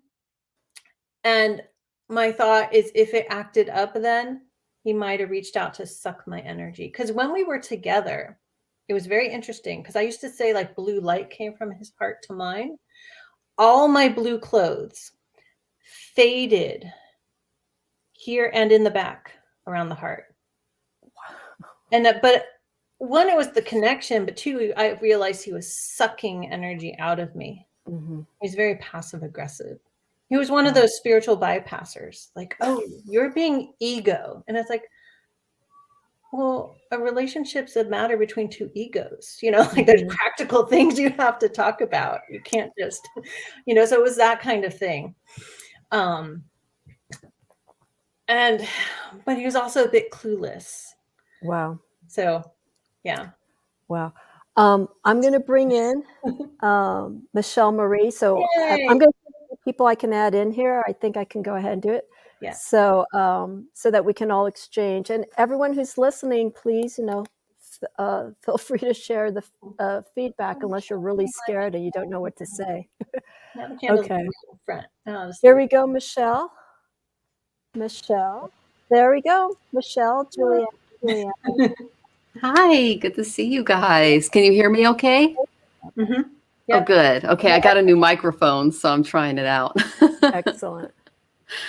Cool. So what's your story? Oh my goodness, Julianne, your story is amazing. I was also in a parasitic relationship, and he's still on this plane, and he had some weird stuff too. Like I wake up and he'd tell me what my dreams were, and I'm like, ugh.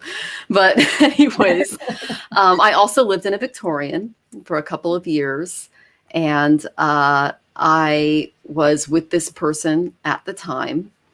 And long story short, I woke up and there was a man sitting next to my bed, and it was an older man, and he was dressed in like not today's clothing.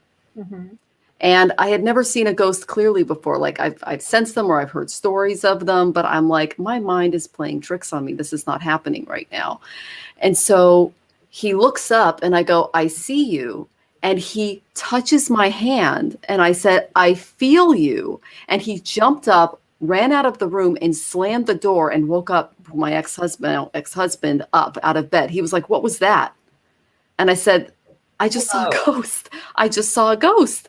And I could see him clear as day, like he was a person. You know, it was the weirdest thing, but he wasn't like a real person. It was like this being. And it was like in between, you were talking about that in between state of being awake and being asleep. And that was kind of what I was in as well. There's like the veil is thin there for some reason. Yeah. Yeah. So I really jive with what you said. Yeah. That's so, do you think the ghost was mad?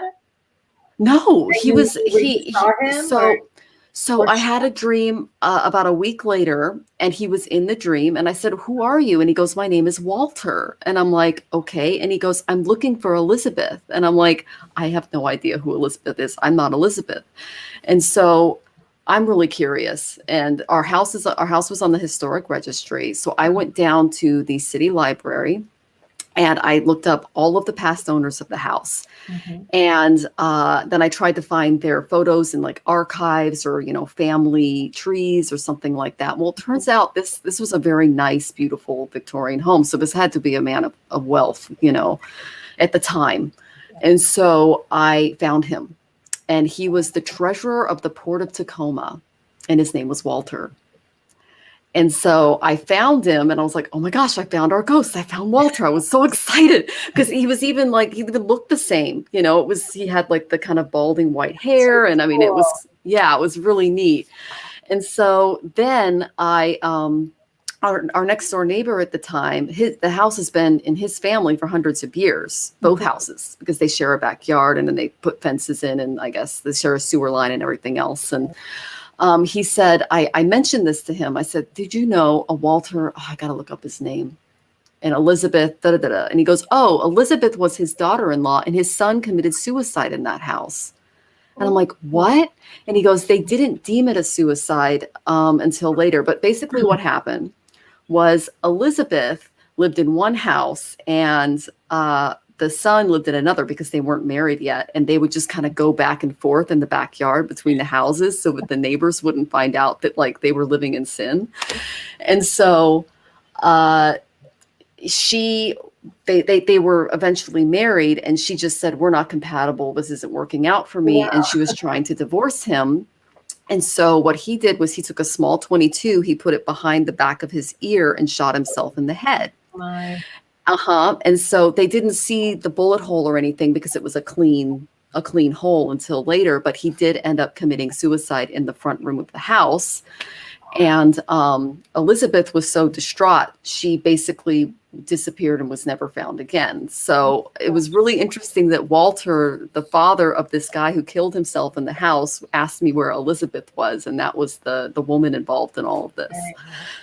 So, yeah. So, and that was Walter, my ghost story. But yeah. And when I was getting a divorce, I really appreciated it because my ex was an abuser. He was a parasite. It was, it was a messy, messy divorce. The cabinets in the kitchen would open and close on him and scared the living crap out of my husband. So it was just like, thanks, Walter. He was helping you out. Exactly. Wow. So yeah, anyway. The only ghost I've seen that looked like a normal person was my grandfather. and that's at the family Victorian. This is when I was about, I think I was about 10 or 11 years old. And I went to the front door to close the front blinds and check the door. I had this thing when I was a kid. I was paranoid about checking the door, probably because it was a haunted house. And I went to close the blinds, and I saw my grandfather, who had been dead for a year or two, or maybe 3 at that time, walking up the front stairs as if he was just walking home from somewhere. And he had on he wore like a blue-gray raincoat, and he had his hat with the feather in it. It was like my grandfather. And he was like just turning to step, like taking those first steps up the front stairs. And I was like, I closed the blinds and I'm like, and I like, I think I called my mom and dad, and they're like, oh my God, you're white as a ghost. And I'm like, oh, we had a special name for him, so I don't want to say, but I saw our grandfather. I saw him, he's right there. They looked out and they didn't see anything. But I also think there's another portal in front of the house. I call it a sheep portal, where, because when I was a little girl, I would see these visions looking out the front window. And I'd say, like, one time I saw, and I know they're visions because they're like, the people are blurry. I saw my dad walking up the stairs, and then he fell and rolled down the stairs. And I was really little, and I freaked out, and I told my mom, I'm like, mommy, daddy fell down the stairs. Like, I saw it clear as day, but the person's, he was slightly blurry, but I knew it was my dad. My mom's looking out, and he's like, no. And I think he was home actually at the time or something. I'm not sure, but there was no one there. No one had fallen down the stairs. And yeah, so weird experiences, things, apporting, things like disappearing and coming back, like anything near those windows would like disappear. Just out of nowhere, go outside, look, can't find it. Where did it go? Just gone. Yeah, it's an interesting location. Have you had, either one of you, any other experiences afterwards that were just as intense or even more? Probably not, because Julianne, it sounded like that one was the topper for you. That was the most visceral, because I totally felt like my body was stretching out. Like, Wow. I was just like, I think I also had the thought, like, how is this happening? Like, what, how does it, it was weird. But I've had other experiences. I mean, the sonic booms were after that. There's some other little things. Another creepy one that I know was after that. I think this was probably around 2015. I used to get up at like 5:30 to walk the dogs. Got up, went downstairs. And I don't like walking down those long hallways in the dark. But I get up portal. early, anytime, like, if it was like, because the dog slept in the room with me, if for some reason in the middle of the night one of them had to go out, which was really rare because they were very good about not doing that, I'd be like, I gotta walk like down the stairs, down from the front all the way to the back. It's like, turn the lights on really quick. But it was early in the morning. Went to the kitchen, the dogs ate their breakfast, and we're walking down the hallway, and there's this, like, the hallway goes, let's see if we can do this right, straight, and then there's a little nook, and then it goes straight again. So you can't see the front door from the kitchen end. I think that's on purpose. In that little nook, which was a scary place when I was a kid, the place we had to stand in the corner if we were naughty, but it was always creepy. And it's right across from the main portal in the house, which used to be a light well, but it's not.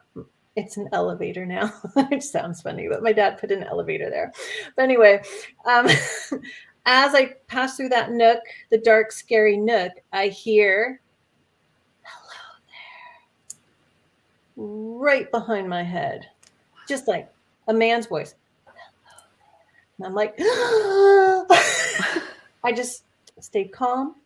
Marched right to the front door. I could feel it like coming up out behind me.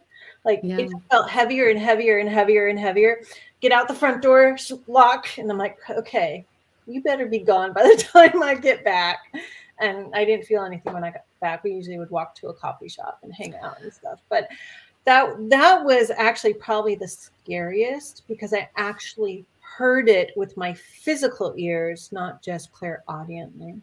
Yeah, I was going to say, do you have any Sorry. Scorpio in your chart? Because you're clearly psychic. Vedic, I'm a 29-degree Scorpio. Yeah, that's it. There it is. And Yeah. Western, I am Moon in Pisces, and my sun is Oh. in Leo in Scorpio, in the 8th house. Oh, eighth that's house, Scorpio Scorpio, energy. and Pisces. You're psychic. Yeah. and So I my wouldn't fear Western that. That's just your ascendant gift. rulers conjoined my Moon in Pisces, which happens to be Jupiter, who also is the traditional ruler. Yeah, I have He's the ruler. Yeah. my charts scream like weirdo. So yeah. That was actually probably the creepiest, like hearing that, because even though like it's like a lot of like childhood scary haunting things are hard to explain because I didn't see things with my physical eyes usually or hear things. It's because I didn't want that because it would freak me out. But I've been slowly working on accepting that and being okay with it. Because I mean, I'm like, okay, I have this greater understanding of all this stuff I shouldn't freak out like I'm Well, you're in Gandanta, so that fear is there. That shadow is there. Yeah, that Gandanta. Yeah. You said 29 degrees. 29 degrees, like that's how you're feeling it. Yeah, my Ketu's in Gandanta and Scorpio. Okay. So yeah. Yeah. Oh wow. Okay. I have to like kind of create a chart in my brain for it. I have to see it. Yeah. So that was probably crazy. But I've had experiences in this house too. So these are October stories, unless you have one, Michelle, you want to throw in first. But I've got good stories. Okay. So when I first moved in here, 2016, because my husband had the house before.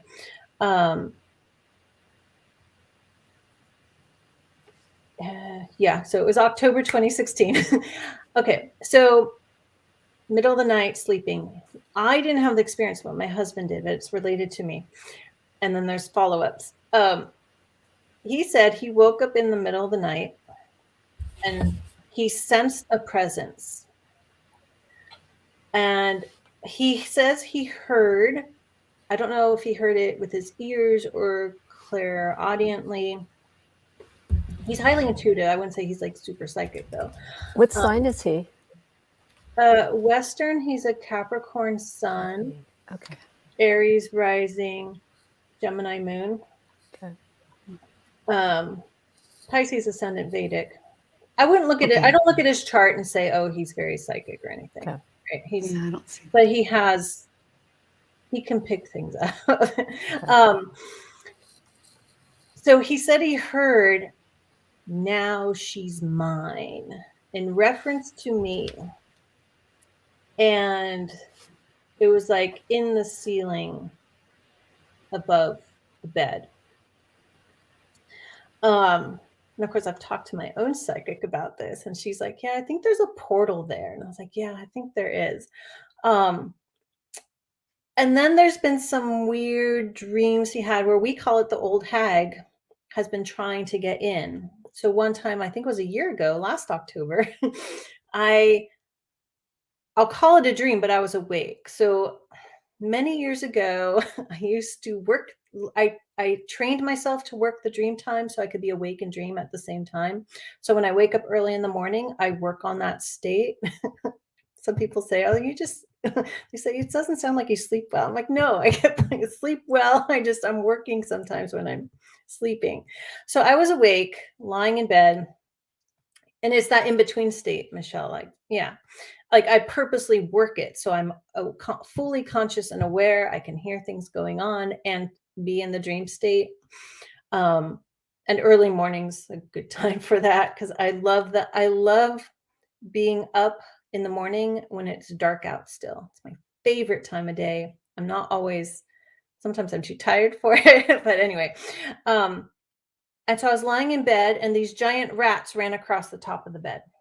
I could feel them and I saw them with my mind's eye because my eyes were closed. And that's connected to the old hag. I won't get into the details because then family members come in, but connected to that. And then this month, earlier in the month, I think really the beginning of the month, my husband had, like there's some other dreams and stuff where it's like pushing wind out and like it's the old hag trying to get in. But this month, he was having a dream. It was when he was having a dream within a dream. and he was woken up from his sleep, like fully woken up by someone tapping on the window. I wonder if I can make the sound. Well, that's not really glass, but it was like a fingernail. He was like, it couldn't have been the dogs tapping the wall. He's like, it was clearly a fingernail. And it's not glass. It doesn't work. Oh, here. I want to get the sound. Tapping the window, the bedroom window. And it's interesting because the week prior to that, I had sealed the portal in the bedroom ceiling in a loving way. But I think she was at the window because she couldn't get in. I'm laughing, but it's kind of it's kind of fun because I've done work on this because it is connected to a family member. And so to me, it's kind of funny. I'm like, you can't get in. You kindly left when I sealed the portal. So, yeah. Julianne, Yes. why do you think is the reasoning why these energy forces follow you? Or Okay, they're so around this you? one, the old hag, is a past life connection, multiple past lives to, I'll just say, an in-law. You can figure out who it might be. And I feel like it's a detached section of her soul that, and it's always at night, that travels when she's asleep. Her past life, I know this sounds complicated, but I've been like working on this for years, that detaches when she's asleep and wants to get me, right? So the first time I was like, now she's mine, like trying to get me because I evaded her or I got to live my life the way I wanted, and she and sometimes he in the past lives did not. Yeah. So it's the past life drama. Wow. Yeah. And I've been just working on clearing it, my side of it. What am I holding from it? What, but these events only happened once I moved in here, and this person knew that I was with my husband. Do you know where what house? Go ahead. Sorry. What house is Kitu in your chart? Is it 4th from 7th, or because that would be your mother-in-law? It's in my 7th. 7th. Okay, 7th house. So you're picking up on your okay. Wow. It's amazing how you're so psychic. It's just Well, it's funny because I know, but I don't always realize how psychic I am because everything is so normal that even because one of the books I'm working on is about the house. And I'm like, I have to break it down. I'm like, okay, oh, that was just this. And I'm like, no, that's not a normal experience. Okay, that's something. And so it's like, it's a weird process for me going through it. Be like, no, that's a unusual experience or thing to think and just live with, So I'm discovering more of myself as a child. I'm understanding myself in the past more as I do that. Yeah. Michelle, can you put your link in? I cannot find it. I got Julianne's. Here you go, Andy. Thank you. If you could type yours in, if you could type it through YouTube, I think it'll work. Should work. So you'll just have to be comfortable, Julianne, with. But you're smiling. Yeah, so no, like because I've done a lot of work on this myself, and I also have my own psychic who's a friend of mine. I've known since like 2005, and I'll present these things to her and not give her my ideas of it, and then she'll say things that affirm it, right? Not that I'm testing her, but like I want her uninfluenced response. So I've been working with her on Wow. that a little bit. Yeah. It's interesting. I have I've mentioned her a few times in my channel. She passed away 2 years ago. I've mentioned about my cousin Connie. And she was the one that really, she got me into spooky movies when she babysat me behind my mom's back. She goes, "We gotta watch some spooky movies." I'm like, "Yeah." And got me into, you know, haunted houses, exorcism, just stuff that, you know, we don't know about. And she was a Cancer, or she is. Even though she's passed on, I still make reference to people who are very close to me, my life. I still make reference that they're here. So I say is, even though they passed away. So she's a Cancer. And she had always had connection of speaking to people on the other side. And I remember in New York, visiting with her, staying with her. And I was like at least 12 or 13. And she would, we'd be watching TV or maybe carrying a conversation. And she was like, "Amy." But the voice, the tone in her voice changed. And I'm like, "Yeah." She goes, "There's someone sitting over there." And I'm like, "I don't see anyone." It's like, "No, there's someone sitting over there." And so I got up and she goes, "No, don't move." And so I think she was trying to communicate and see what's going on. And she would just start telling me messages that this communication that she's having. I'm like the outsider experiencing what she's experiencing. And so, hello, Rose and Pearl Tarot. Happy Halloween. And even her siblings, she's the oldest, so she has two youngest siblings that are still alive. Her second oldest sibling, we'd always joke, but I think Marianne was always a little concerned. It's like, I don't want her coming back to me when she passes away. And because Marianne has always had a fear, she doesn't like dolls. And I know that's natural for some people, but she can't have any doll in the room.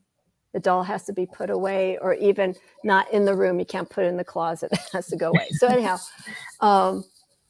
she probably understands that the power of dolls are portals. They can be used to, you know, to transfer energy in.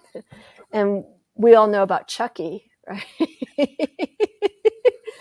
So, but I love dolls. My mom and I had a wonderful dog collection. So anyhow, I experienced her psychic experience based on what she would tell me, and watching movies and tales that she always spoke to me about. I never had a fear. I was never scared. When she passed on, my cousin, I was wondering if she was going to come by and visit. You know, because she's like my second mom. She was the next person after my mom who would babysit me. And I never felt the present. I never felt her presence. I did say earlier that I would introduce you to the mantle of my family. She's on there. But I think, I don't know how you feel about this, Julianne.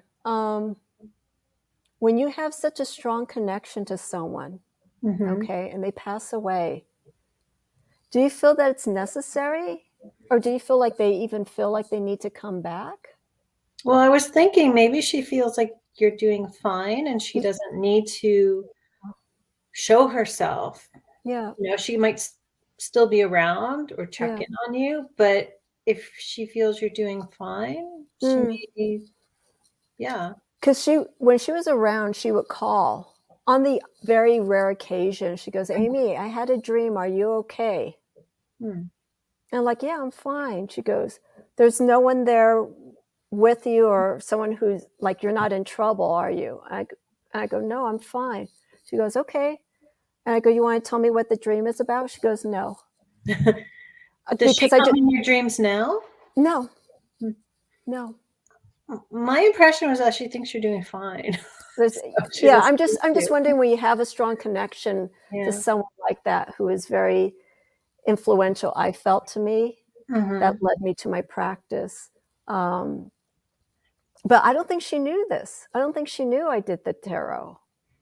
You know, I don't think she knew this side of it. She does now. Yeah, but maybe she didn't know how much she influenced you when she was alive. So I don't know.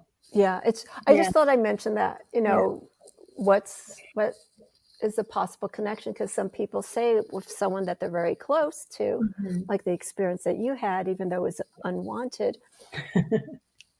they still come by. When my mom passed away, I didn't see her physically in my dreams, but I saw a dream, and I can't even share it to anyone because it's still, it was disturbing, but it was just the way that I was processing her passing. It was just such a bizarre dream for me. But yeah, she was a portal. You know, she definitely had connections, and so I haven't spoken to my cousins, her sister and brother, in a while, but I'm curious when I cross paths to ask if they've heard or seen anything of Connie. Maybe she's just quietly in the background. Yeah. You know? And I She's think always it's been different for everyone, you know, and the soul's karma when it passes on too. Like, you know, because I remember when my grandmother died, which is 19 years ago now, but I really considered her the major influence in my life. Like, to me, she was a witch and she didn't know it. Maybe she did. And yeah, I learned a lot from just life and observing her. But when she passed away, like, I filled my car with as much of her stuff as I could. And I remember it was like 2 years, for 2 years about, I would hear her voice, not that her spirit was talking to me, but in my mind and memory, or like I would hear her voice respond to things I was thinking and trying to figure out in my life. And it was a good solid 2 years. And at that time I was with my first husband and another horrible narcissist, but not passive aggressive, very aggressive. And I know she didn't like him because she met him only once when she was in the hospital months before she passed away. And it was when I decided to end that relationship, I stopped hearing her voice. But I was very aware, like I had never grieved, missed someone so much as that.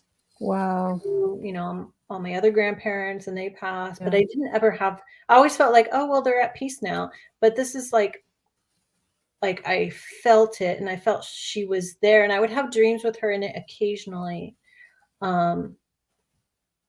Yeah, so that was very profound. And I know she's in the house. She's been there to watch over us with my daughter few times we've been there. Yeah. And then when my mom died, which was 7 years ago, I'll tell the story because it is kind of, it's a ghost story.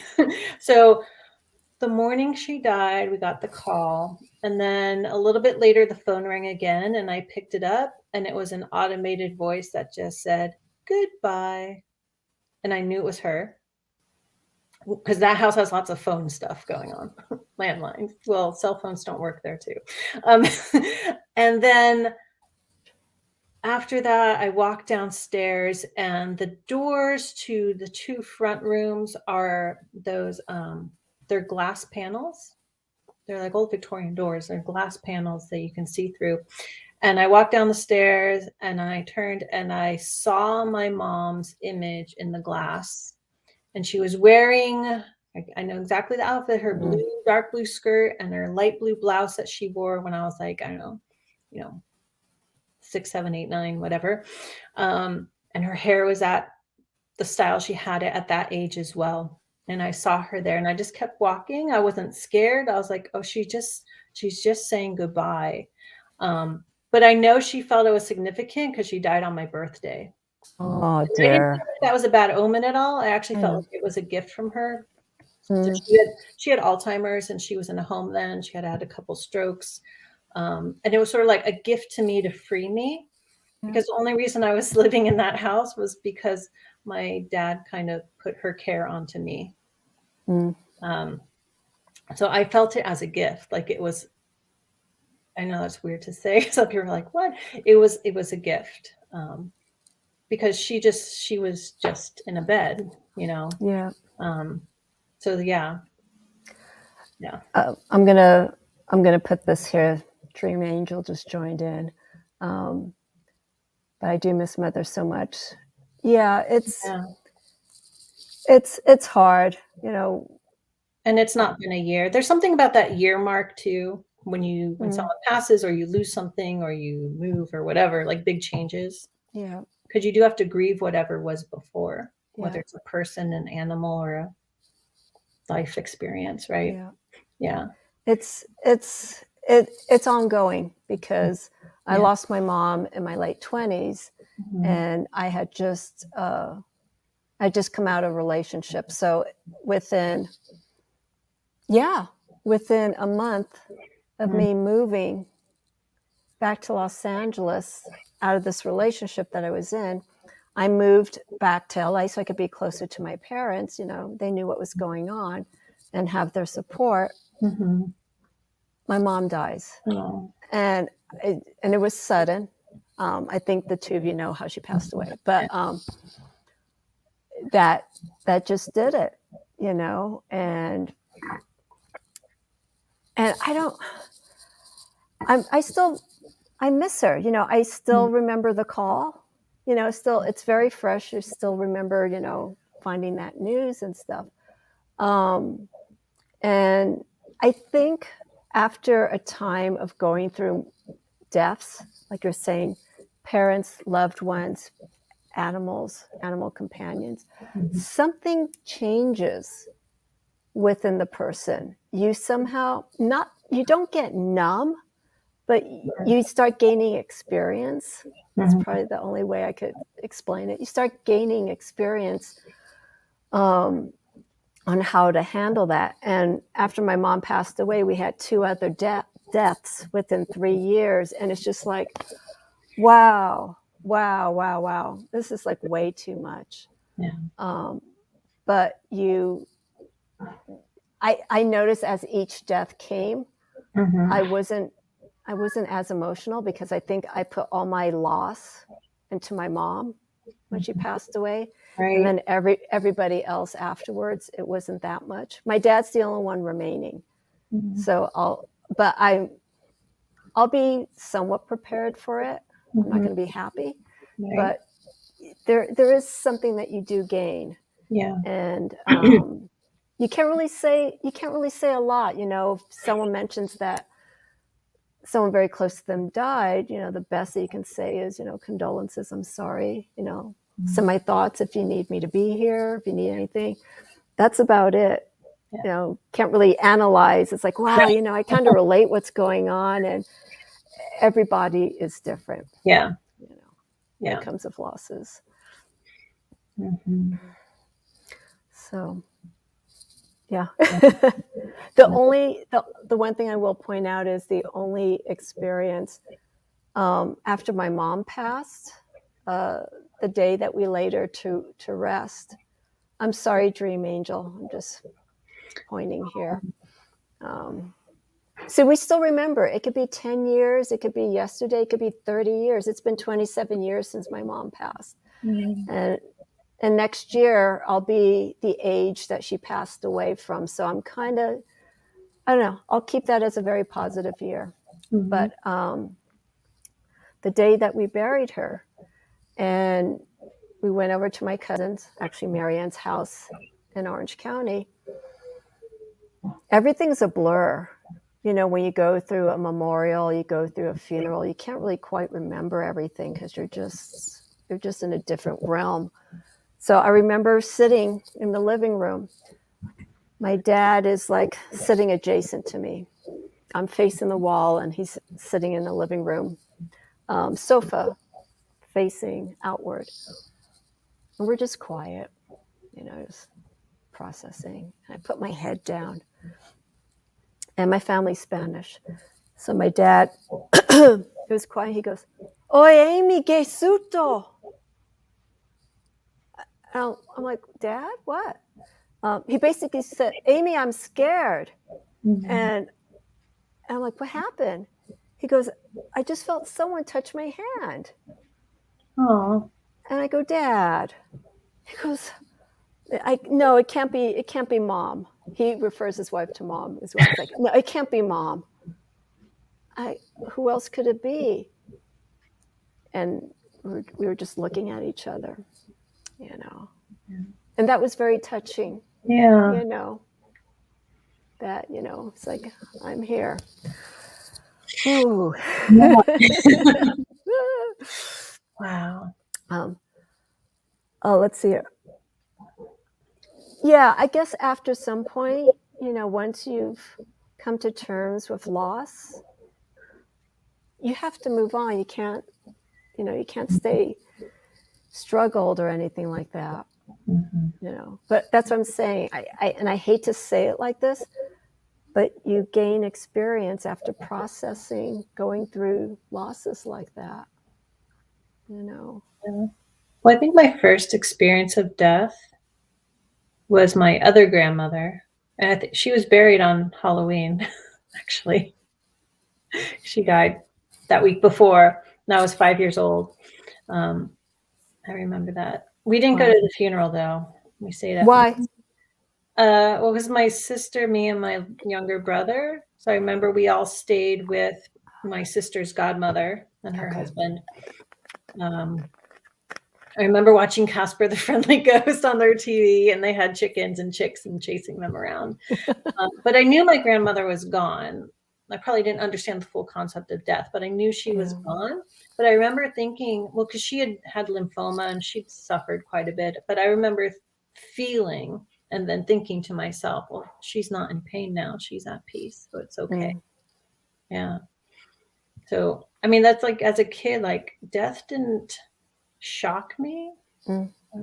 But we might have had animals who died before that too. So we had a zoo. But it just always, it never scared me, I guess. Yeah. I had mentioned earlier when Connie was telling me about, her experiences, so on and so forth, and that there was nothing to fear. Connie was still there, and she was very much helping me through this process and trying to get me to see the softer side of death. I remember she walked me to my mom's coffin, and they weren't certain if they were able to do an open coffin because of the way she passed away. And so she walked me, and as soon as I saw what was in there, and I have to say what, because it didn't look like my mom. I didn't pass out, but my knees just buckled. And she got me up. Another family member came up to my other side to help me walk towards the coffin. And she's like, you don't have to do this. It's like, no, let me do this. And then when I saw what was there, and I say what, not in an awful way, because it was many years later that I understood that's a shell. Okay. That isn't my mom. Physically, it's my mom. And I just stared. At every scar, every injury that was there. And it's just like, I never forget it. That thing gets burned into your mind. Yeah, like the body in the casket, the embalmed body in the casket. The smell, the formaldehyde is pretty bad. Doesn't, at least to me, ever look exactly like the person, because the spirit is gone, the soul is gone. Like, and it's not just the embalming. It's like, I guess I've seen enough dead bodies, but it's like, they're not there. It just feels so empty. It's just,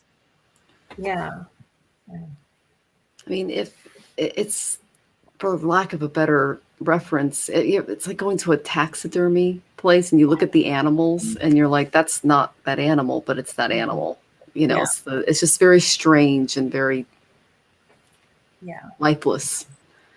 But Amy, you mentioned something on your Instagram that I thought was really amazing. And you said that spirit has a lot of the characteristics of your past familiars.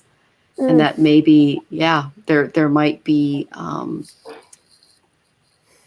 link there from your past familiars in spirit, because you said spirit basically just showed up at your door and said, you know, so.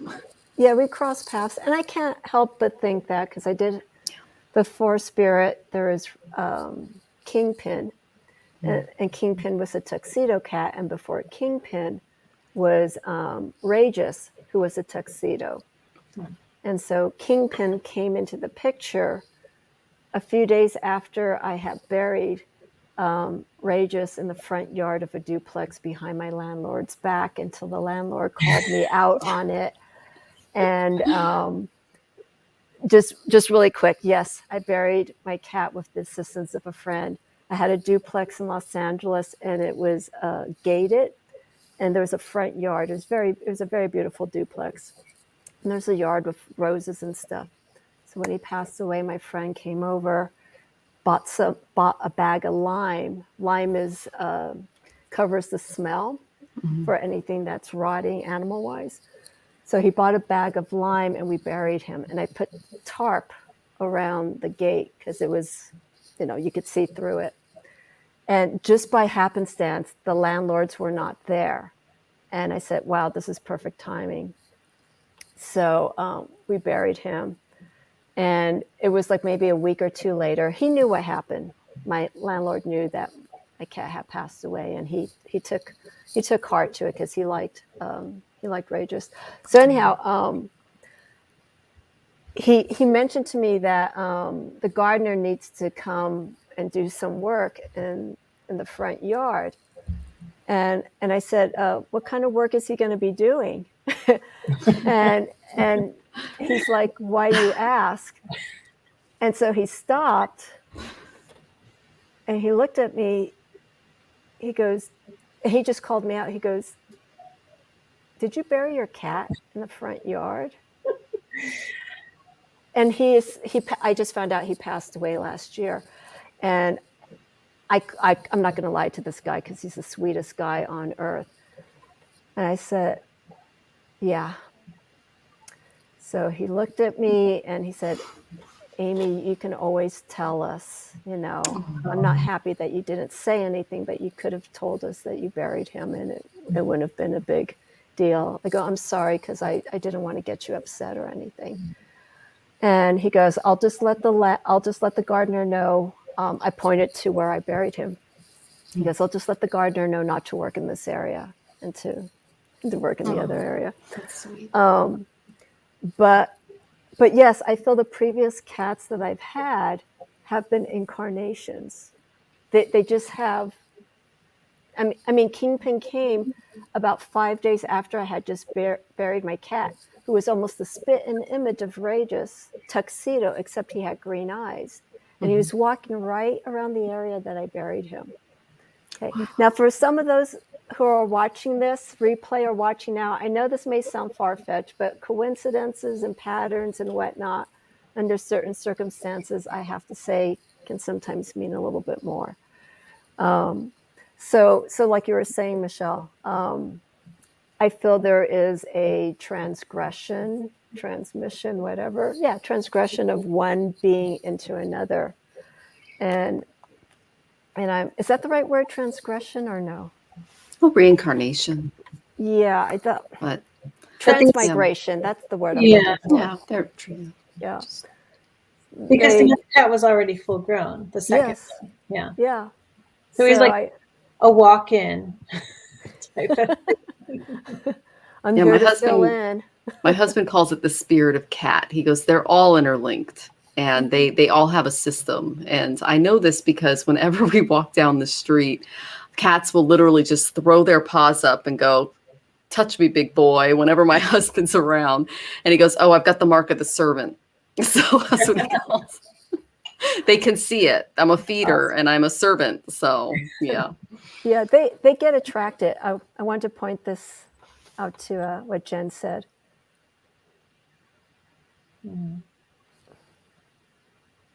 Yeah, it makes sense. For me, it took me a little bit longer because my attachment to my mom was deeply emotional.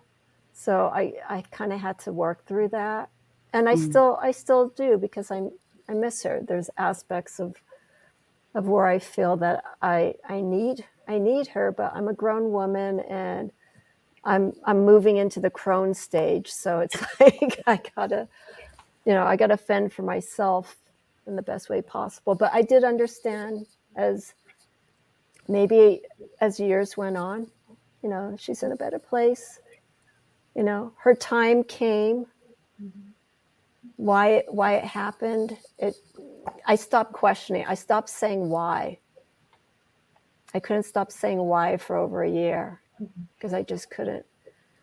She didn't do anything. She was a great person, And some people, there's a theory that people say sometimes the good people are the ones that get taken away, and everything else is left behind.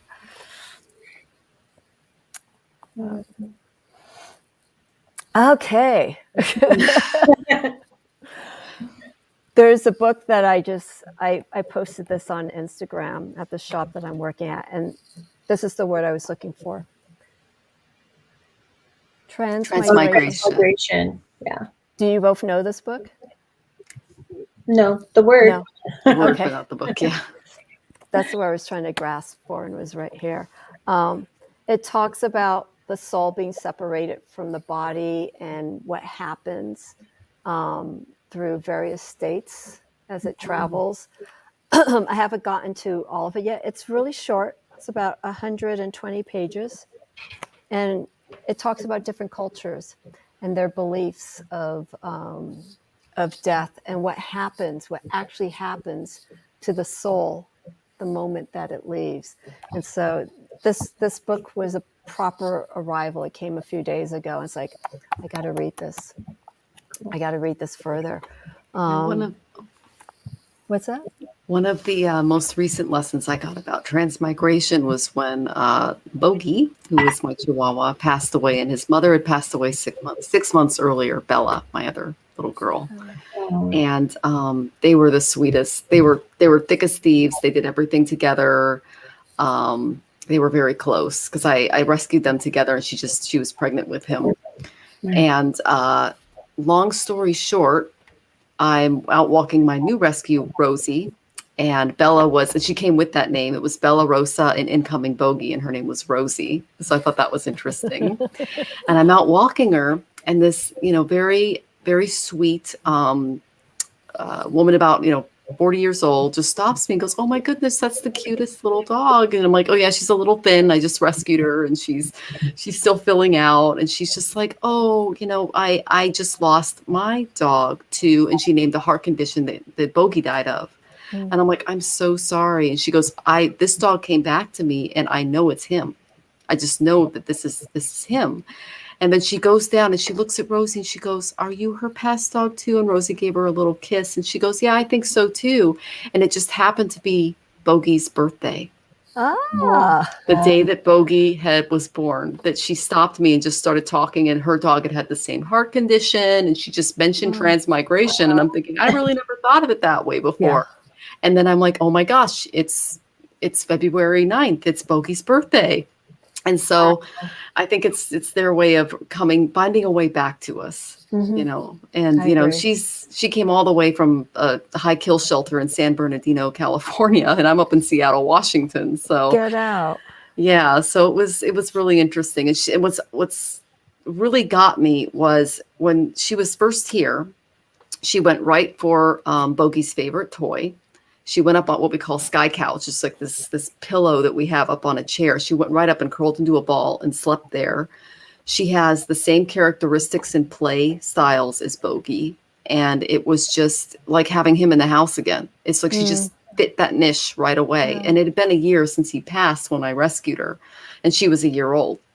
So Wow. it was really interesting to kind of see that. And every now and then I'll just ask Source, is this your idea of a practical joke? Because his death, he died on Christmas Eve. So it was like, it destroyed me. And I guess that was, Source's way of saying they come back. We're beginningless, and so are they. So yeah. Yeah, it is Julianne. similar. Oh, sorry. What were you going to say? And I apologize. I cannot remember the name of your dog that passed away. This Simba. Oh, not Simba. Karuk. Farouk. Yeah. Do you feel with the new kitty? Okay, we have a dog and we now have a new cat. Mm-hmm. Any possibility? No, beyond a shadow of a doubt. But I had a similar experience with a cat that reincarnated, came back. So this is when I lived in Seattle for 15 years. So when I lived in Seattle, I had a black cat named Ra, like the Egyptian god. And we had this really tight bond. And he passed away at 8 years old. He had cancer. And I was very sad he was gone, because it took a year to get divorced, and that was over, and then he passed. And then I thought, I had Zoe, who was my other cat, who passed a few years ago. She lived a long life. So I had her. So it was just me and her. And I thought, oh, maybe I'll get another cat. But I kept saying, when I get a sign, I'll get another cat, because it's good to have two cats when you're out. They have each other. Yeah. Great. And so about 6 months later, it was in July, I was driving to work, and I was driving by where there's a pet store. And I noticed they put a sign out that said, "We have kittens." And I thought, well, that's my sign. I didn't mean it so literal, but signs come very literally. And I thought, okay, I'm going to stop. I think I stopped in right then. I went around the block so I could park, and I stopped in, and there was one of those window box inside, but like glass so you could see, one of those boxes full of a batch of kittens. And this one in the back comes crawling over and like puts his hands on the window. It's like, it's me. And so I asked the lady, I was like, oh, this one's really interested. And I must have stopped in on the way home from work.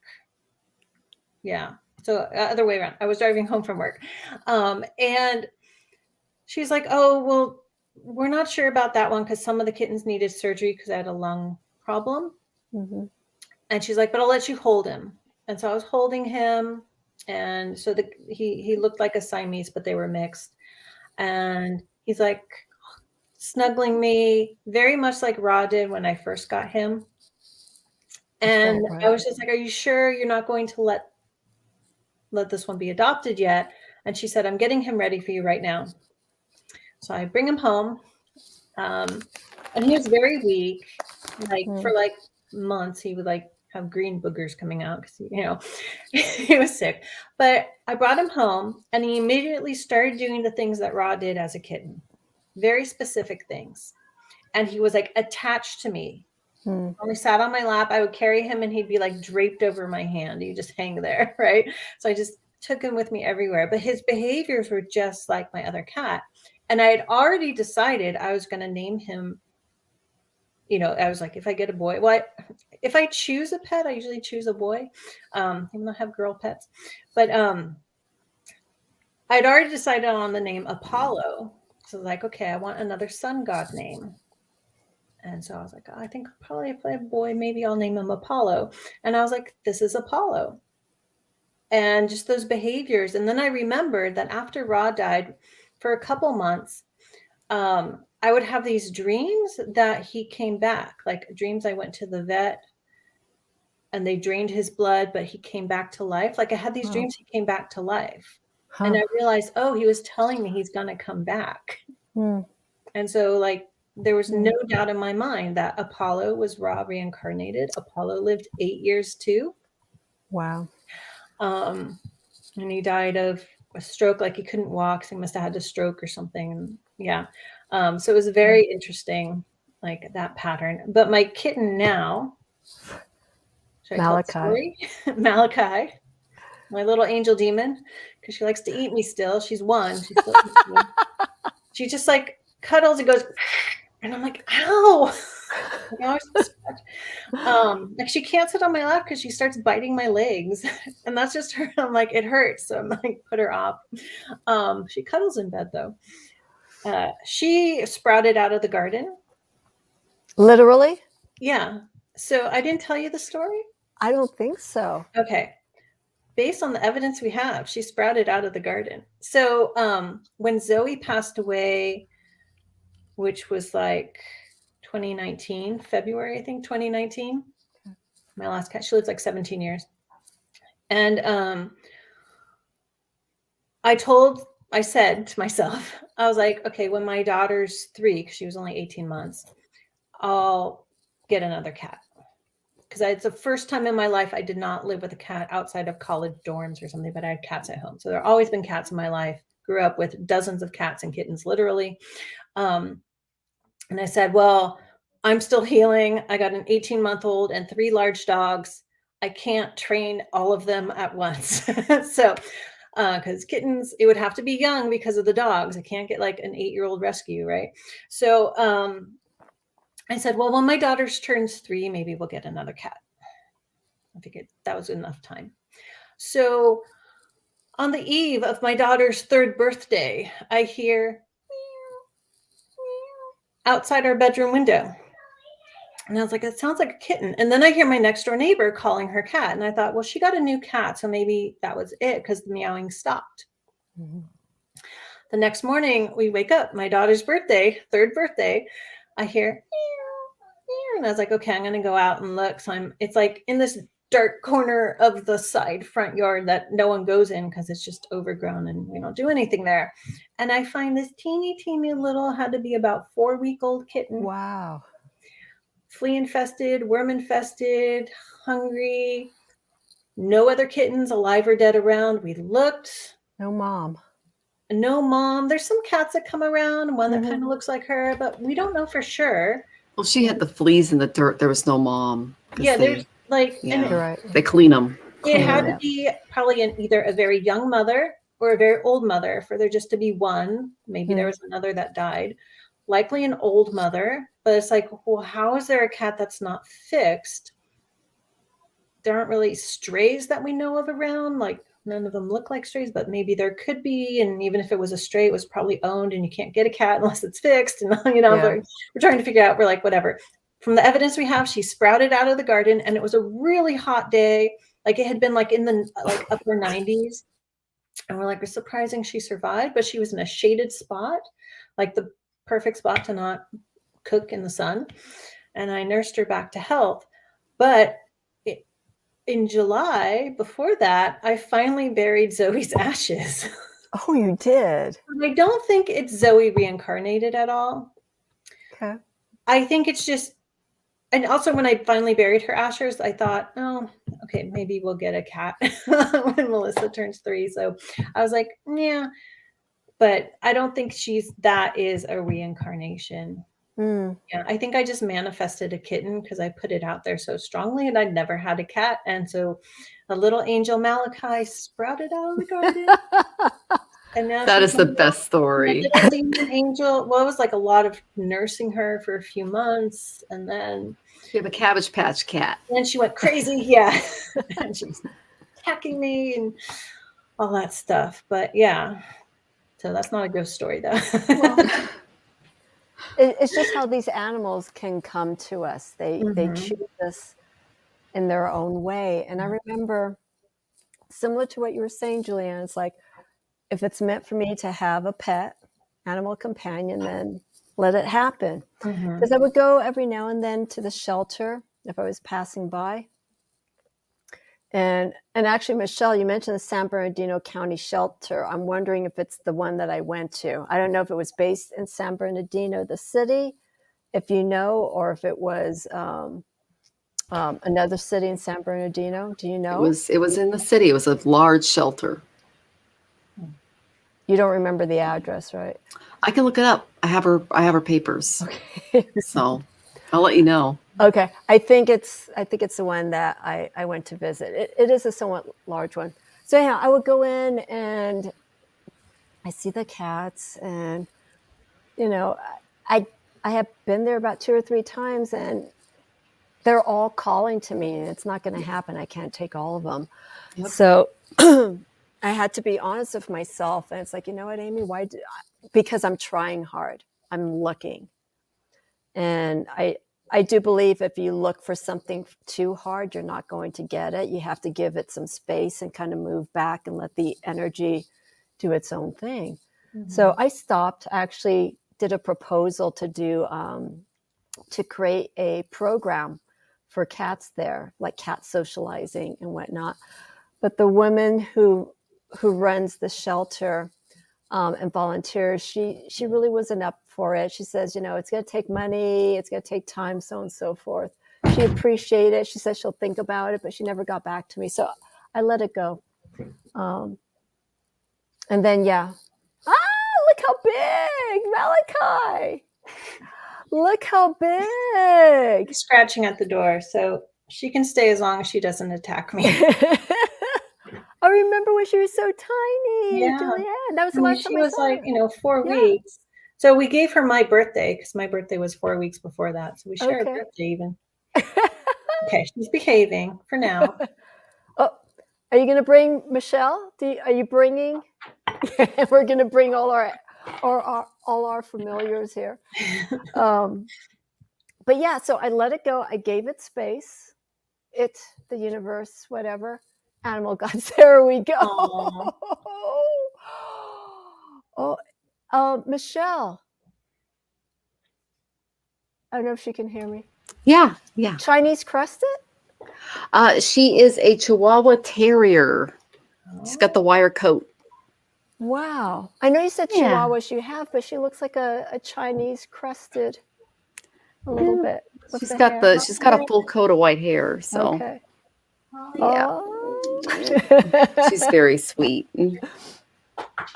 People are like, wait, this is supposed to be Halloween. Why are they showing animals here? Ooh, good burp. Yeah, so this is Rosie. This is Bogey Hi, Rosie. reincarnated. How old is Rosie? Well, if she's reincarnated, she'll be 3 in December. So, Okay. yeah. There. Oh. Oh, Oh. Hi, sweetheart. You want to say hi? he's beautiful. Wow. How That's old? Nolly. How old is Nolly? She is 11. 11. Eleven. Pick a number. Yeah, Wow. the other dog I won't bring in. Well, I could try. Hold on. You're on your own. Bowser. You want to see You if have Fox two, will come? Michelle? Yeah, Okay. I'll see if I can get him. Whoop! She got stuck in my headphones. She's like, "What are you doing, Mom?" Everyone girl. who's watching, thank you for Come here, Fox. participating and just kind of humoring us right now, because our conversation has moved from ghost stories to death to souls, and souls being transmigrated into animals, and that's where we are right now with this conversation. Look at the small one. Oh my God. Cutie pie. This is Fox. Wow. What was the name, Michelle? Fox. Fox or Box? Yeah. FOX. Okay. Fox. How Yep. old is Fox? He will be 15. Okay. I can Yeah. tell by his eyes. He's older. Yeah. He's still feisty. He's triple Aries, so Is he? yeah, he's a Martian, just like you, Amy. Yeah, he does look like an Aries, doesn't he? He's a little warrior. Yeah, Bogey was his son. So Oh. yeah. Oh, wow. Yeah, he's my dude with the tude. I should just Yeah. put, you know what? We should just, oh, wait, Michelle, you should just stay there. Uh-huh. Let's just put our familiars in place of us, and they'll just carry the rest of this. Spirit, come over here. Where are you? Come here, Bowser. Come on. I don't know. You want to bring Rosie over? Come here. Thank you, We're doing Andy. a familiar. Appreciate We're it. going to put them all up at the same Your head time. up. This Hey, is can you grab her? I Bowser. have to. Wow. I can't do both of them at the same time. You gonna say hi? Come over here. Come around. Hi. It's like animal show and tell. He doesn't know Michelle, what's going on. do you know if I can make the screens bigger with 3 of us? You can. You stare can them. you can use the other setting to get her in. Oh, wait, let me see. Let me try this. There we go. I got both of them. Wow. No, he's not paying attention. So Okay. all right. We have a bonded moment there. Right there, Michelle.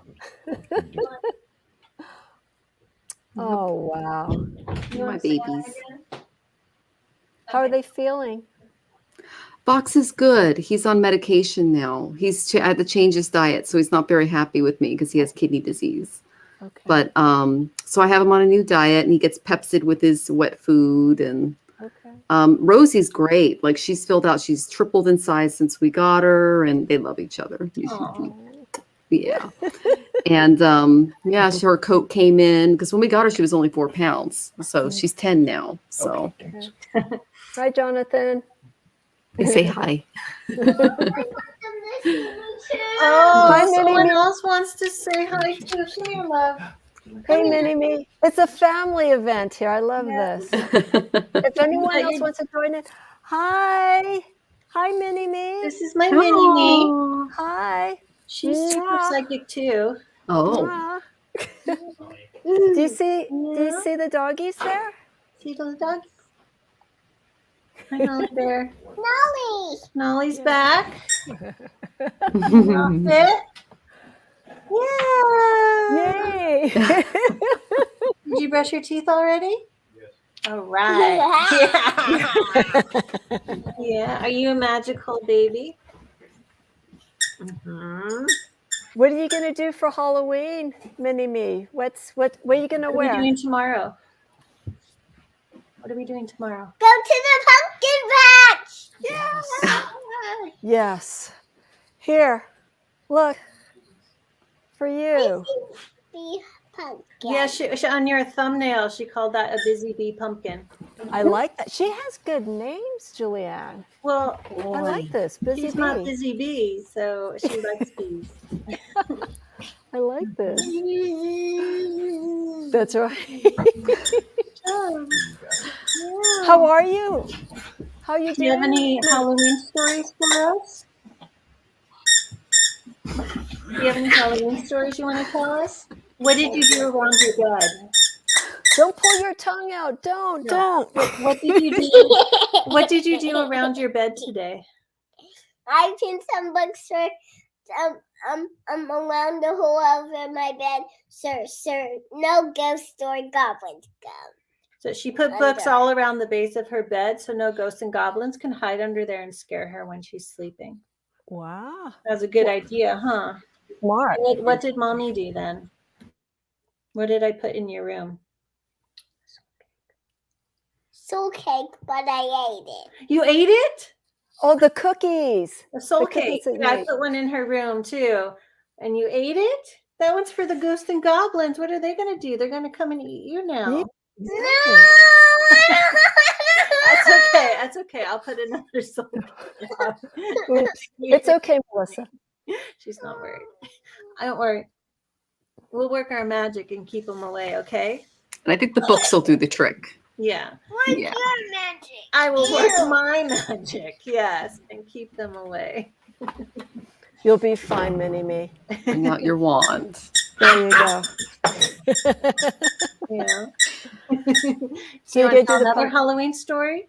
I need to tell you, I got already a pumpkin. You got a pumpkin? It's a stuffy one, but you can't cut it up because it's so soft. Mhm. Do you want to show them your pumpkin? Go get your pumpkin. Okay. Watch out for Malachi. Malachi attacks her too. Go around. Everyone who's watching, thank you again. This is Halloween family style. Halloween entertainment. Yes. It doesn't have to be all doom and gloom. We No. started it out, and now we're ending it on a lighter note. Yeah. We'll wrap it up in about 15 minutes. Okay, come here. Pumpkin shield. Wow. Out of the way. Like that. Do you have a name for it, Mini-Me? What is it? Your pumpkin? My pumpkin. No Oh, name? It's pumpkin. Oh, okay. Pumpkin. Duh. She has a name for everything. Yeah. Pumpkin. Do you have any other Halloween stories to tell us? Anything? What did you go look at today? What did you and Daddy? It's a puppy dog. What did you go look at today? Let's move this out of the way. What did you and Daddy go look at today? I don't know. Skeletons! Standing straight up skeletons. Yeah, lots of skeletons. Were there animal skeletons? Yeah, there was scary doggy ones and bat ones. Love the bat ones. Uh-oh. Scary. Which ones did you like, Mini-Me? What was your favorite? Bat. The bats. What did you do at school yesterday? Had a pumpkin party because it was my pumpkin party. And what did you Always. dress up for Halloween? A magician pumpkin. And it was a superhero magician pumpkin. It was a scary pumpkin. Okay. Scary magician. A scary magician pumpkin now? And it was superhero-y. It was? I didn't realize that. Very cool. Mini-Me, I used to go as a scary magician at Halloween when I was a little girl. Did you? I did. Did you like? I was an makeup evil outfit? magician. That was my costume. I was thinking today when I was outside in the yard, because I'm in the perfect environment for it. Oh, I don't know where it went to. My mom had a rocking chair. And I was just thinking, now with all this silver coming in, I can really like rat out the hair, do the makeup in such a way. And I just wanted to sit like on the top of my driveway, just with like a little stick or big stick, and just rock back and forth and just say hi to the cars. That would be awesome. Throw That would be candy. cool. I really, because I just need the rocking chair and I know how to do the makeup and all. It would just like, because I have my mini graveyard. It's like, okay. There you go. I'll be the local witch of the town be- here. That's perfect. Is she a witch? Yeah. Scary. But I have to be witch or careful scary because witch? it is a small, yes.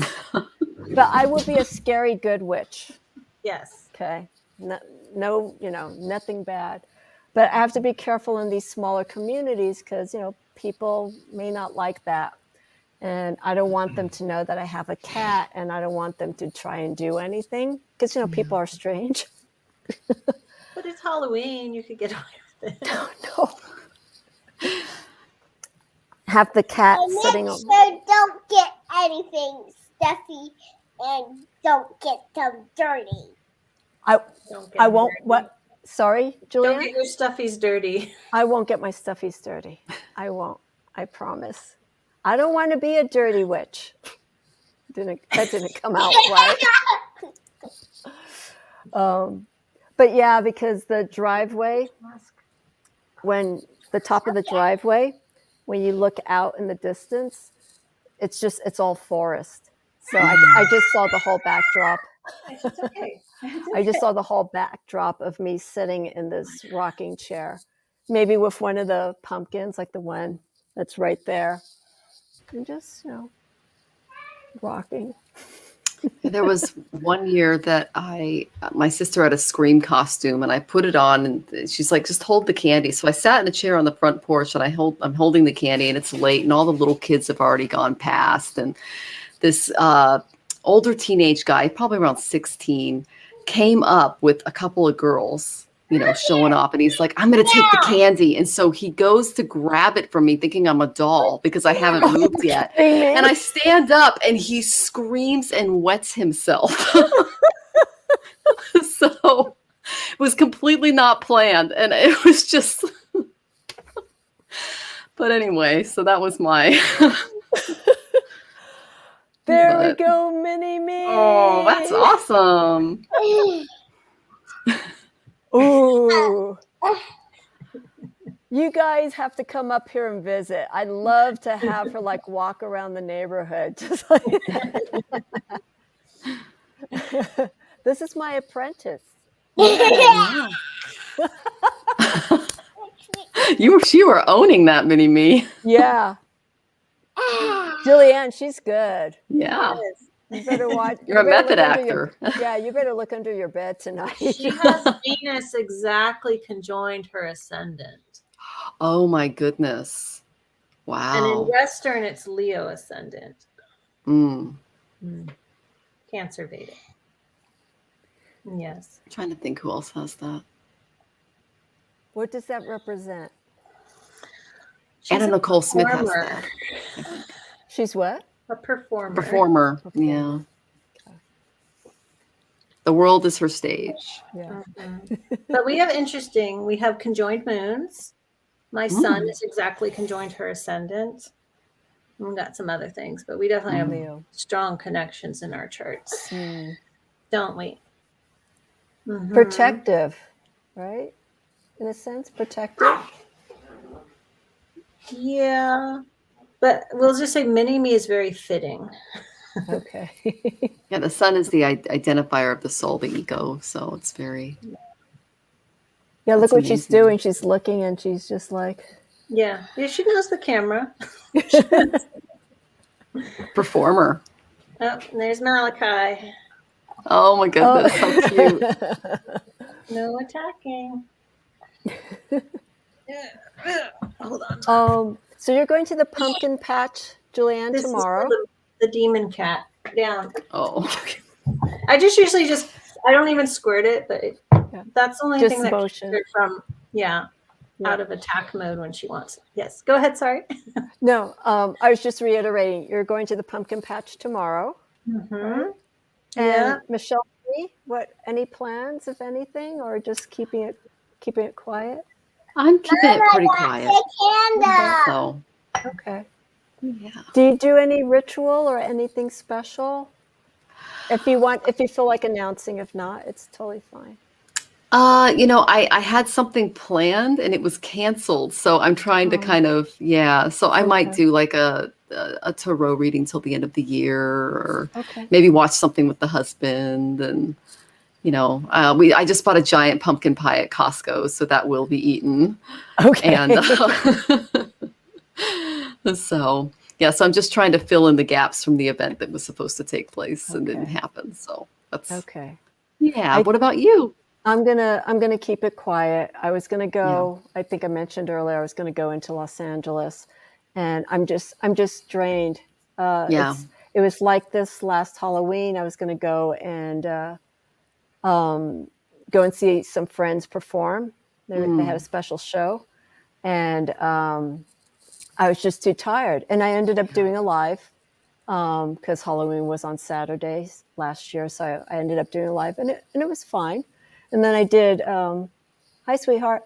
And I did a ritual afterwards because it was the 1 year that Connie had passed away.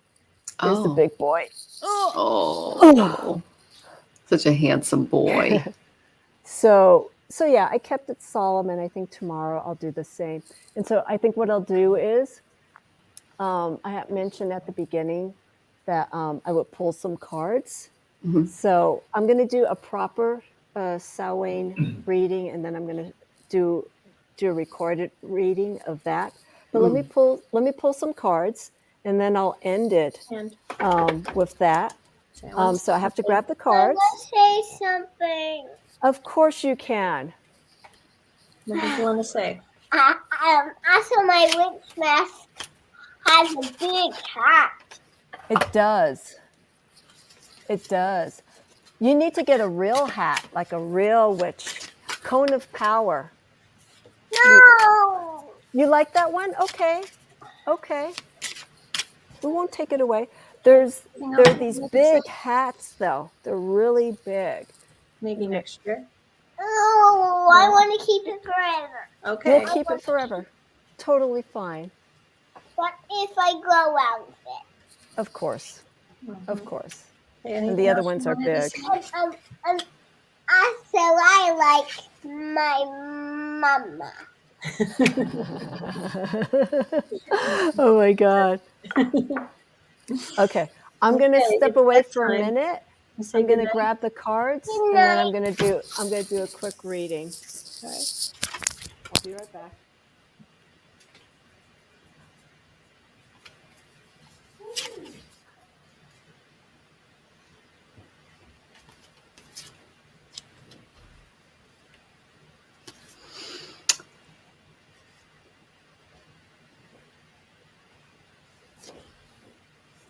So while Amy was Yes. gone, I pulled a card for your mini me, and I got the dancer. Oh, yeah, she loves dancing and music. Oh, there you She's a go. dancer, definitely. There And you it's you are. must feel free to express yourself if you want to live a truly authentic life of quality and meeting. Our soul's dance is unending. And so I just thought that was a really fun, beautiful card for Alrighty. her. She's Yeah, such a beautiful spirit. She is. She is, yeah. A very strong-willed spirit. I got to share this. Miss Overload. Yeah. Okay. So I'm just going to pull one card. And like I said, I'll do a proper reading and share it. So I'm going to work with the Witch's Oracle. Mm. And let's just see for the weekend. It'll just be one card. Should we all do one? I was just going to say that, Julianne. Get out of my head. Sorry. Because we always have our cards with us. Happy Halloween, everyone. Yes, happy Halloween. Samhain. I hope you have a blessed new year.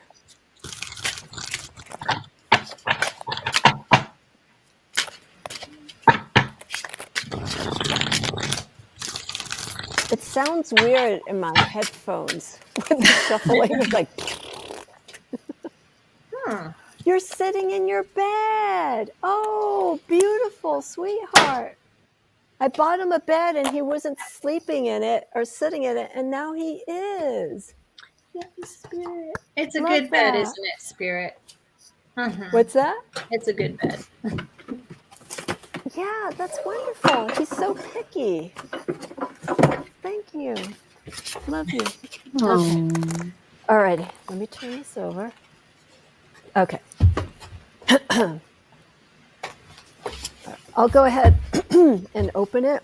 And let's see if we could tie. Is everyone pulling one card? I already pulled one card. Yeah. Okay.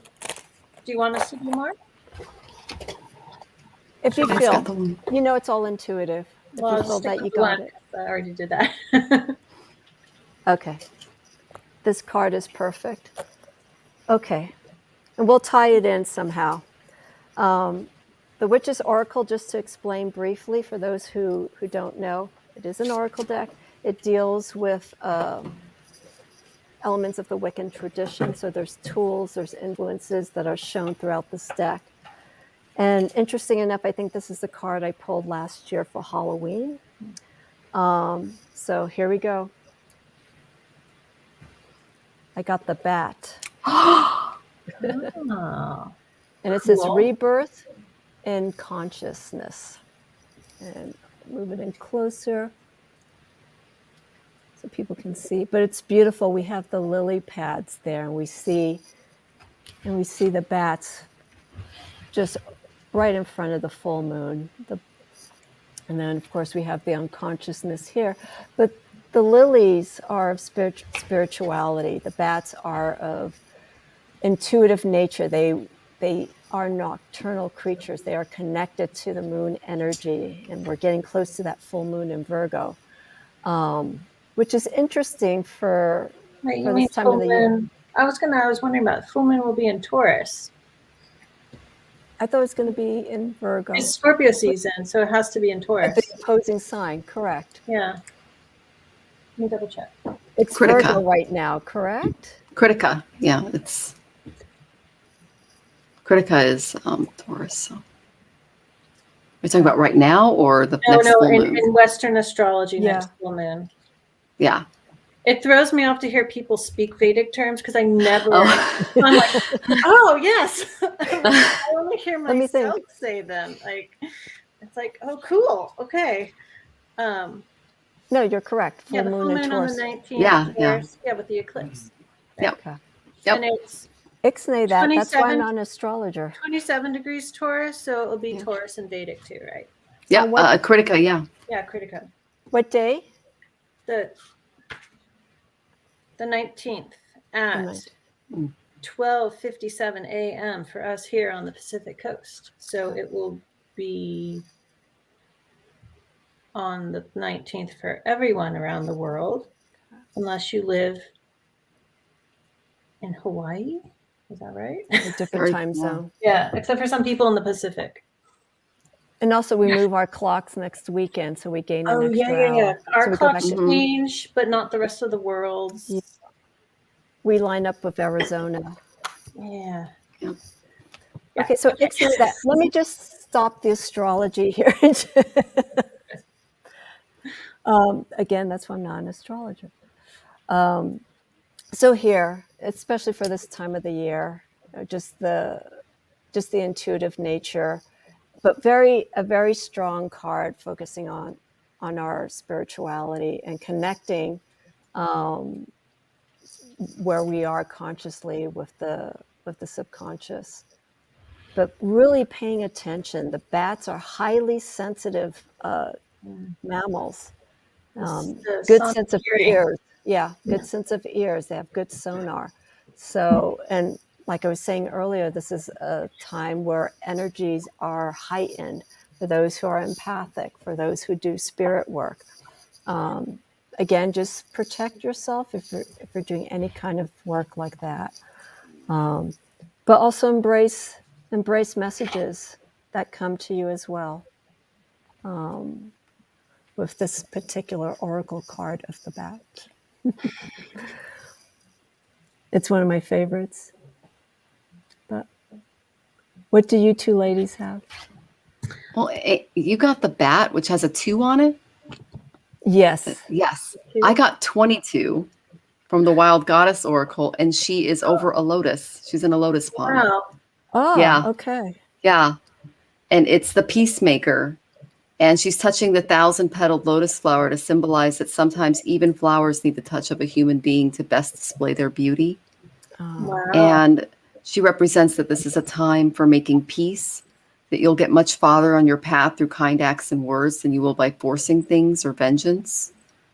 And even if efforts don't produce that desired result, you can rest assured that you have protected, that protection that Amy was talking about, your well-being, and made your best effort to be on the side of the angels. So it's that symbol of the lotus, and the number 2 came up twice for both of our cards. I thought that was really interesting. So And 2 for duality, balance. yeah, exactly. So Here curious. we go, Julianne. So I just pulled my Everyday Witch Tarot because I have it out. And I pulled the King of Swords. Oh. So what you're saying for your card, Michelle, like the what was it, like speaking correctly or something like that? That made me think, like, because he's pointing to the book, like, what's your story? What are your words? And are you honest and truthful? But otherwise, it's not tying in with the lotus symbolism at all.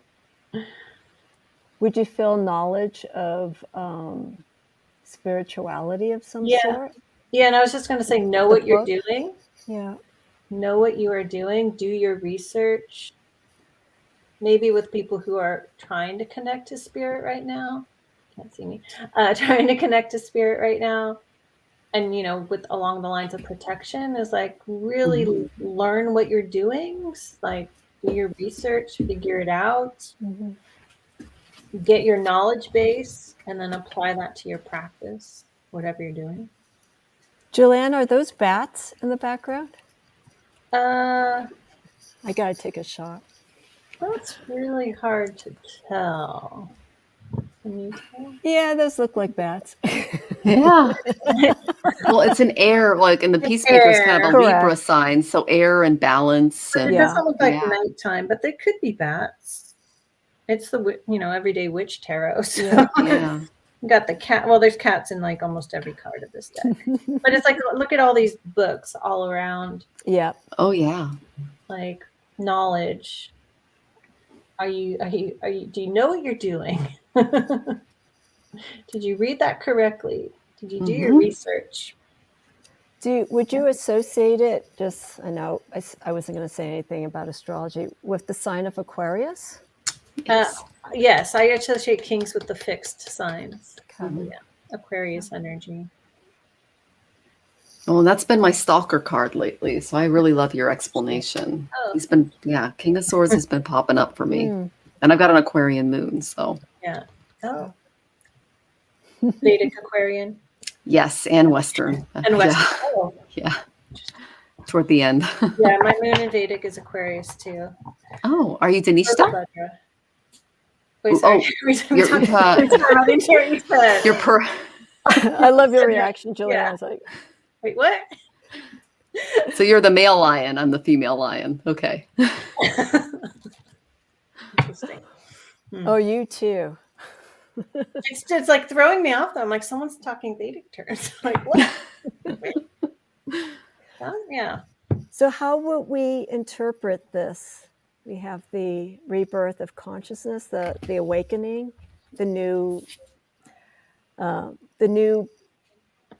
awakening spiritually, which we can definitely harness during this time of the year of Samhain, because we are connecting. Yeah. People are connected with ancestors. They're doing their own work. Well, this could also be like, people are connecting more. This could be saying, don't let yourself lift off and go all super woo-woo. Mm. Don't forget knowledge. Get grounded in your Be a- studies. And, Be a stabilizing force. Yeah. Yeah. Stabilize your mind and don't let it totally detach, because then you're very prone to illusions. Very prone, right? So get your mind grounded, centered. Yeah. Usually you have to use the body for that. And, if you have an experience, research it once it's over. Try to understand what happened. Try to understand it instead of just saying, oh, it's this, because it could just be you want it so much to be that you're going to believe that, right? Yeah. No, I agree.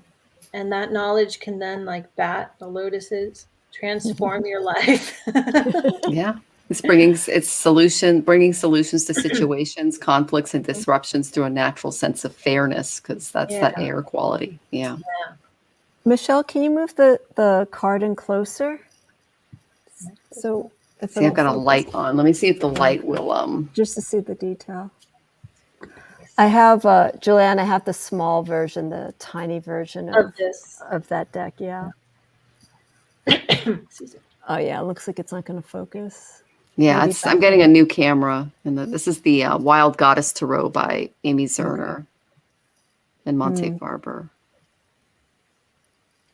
So we could take these cards individually, as signs for ourselves, and apply it to us. But for anyone else who is watching this, I think the key thing is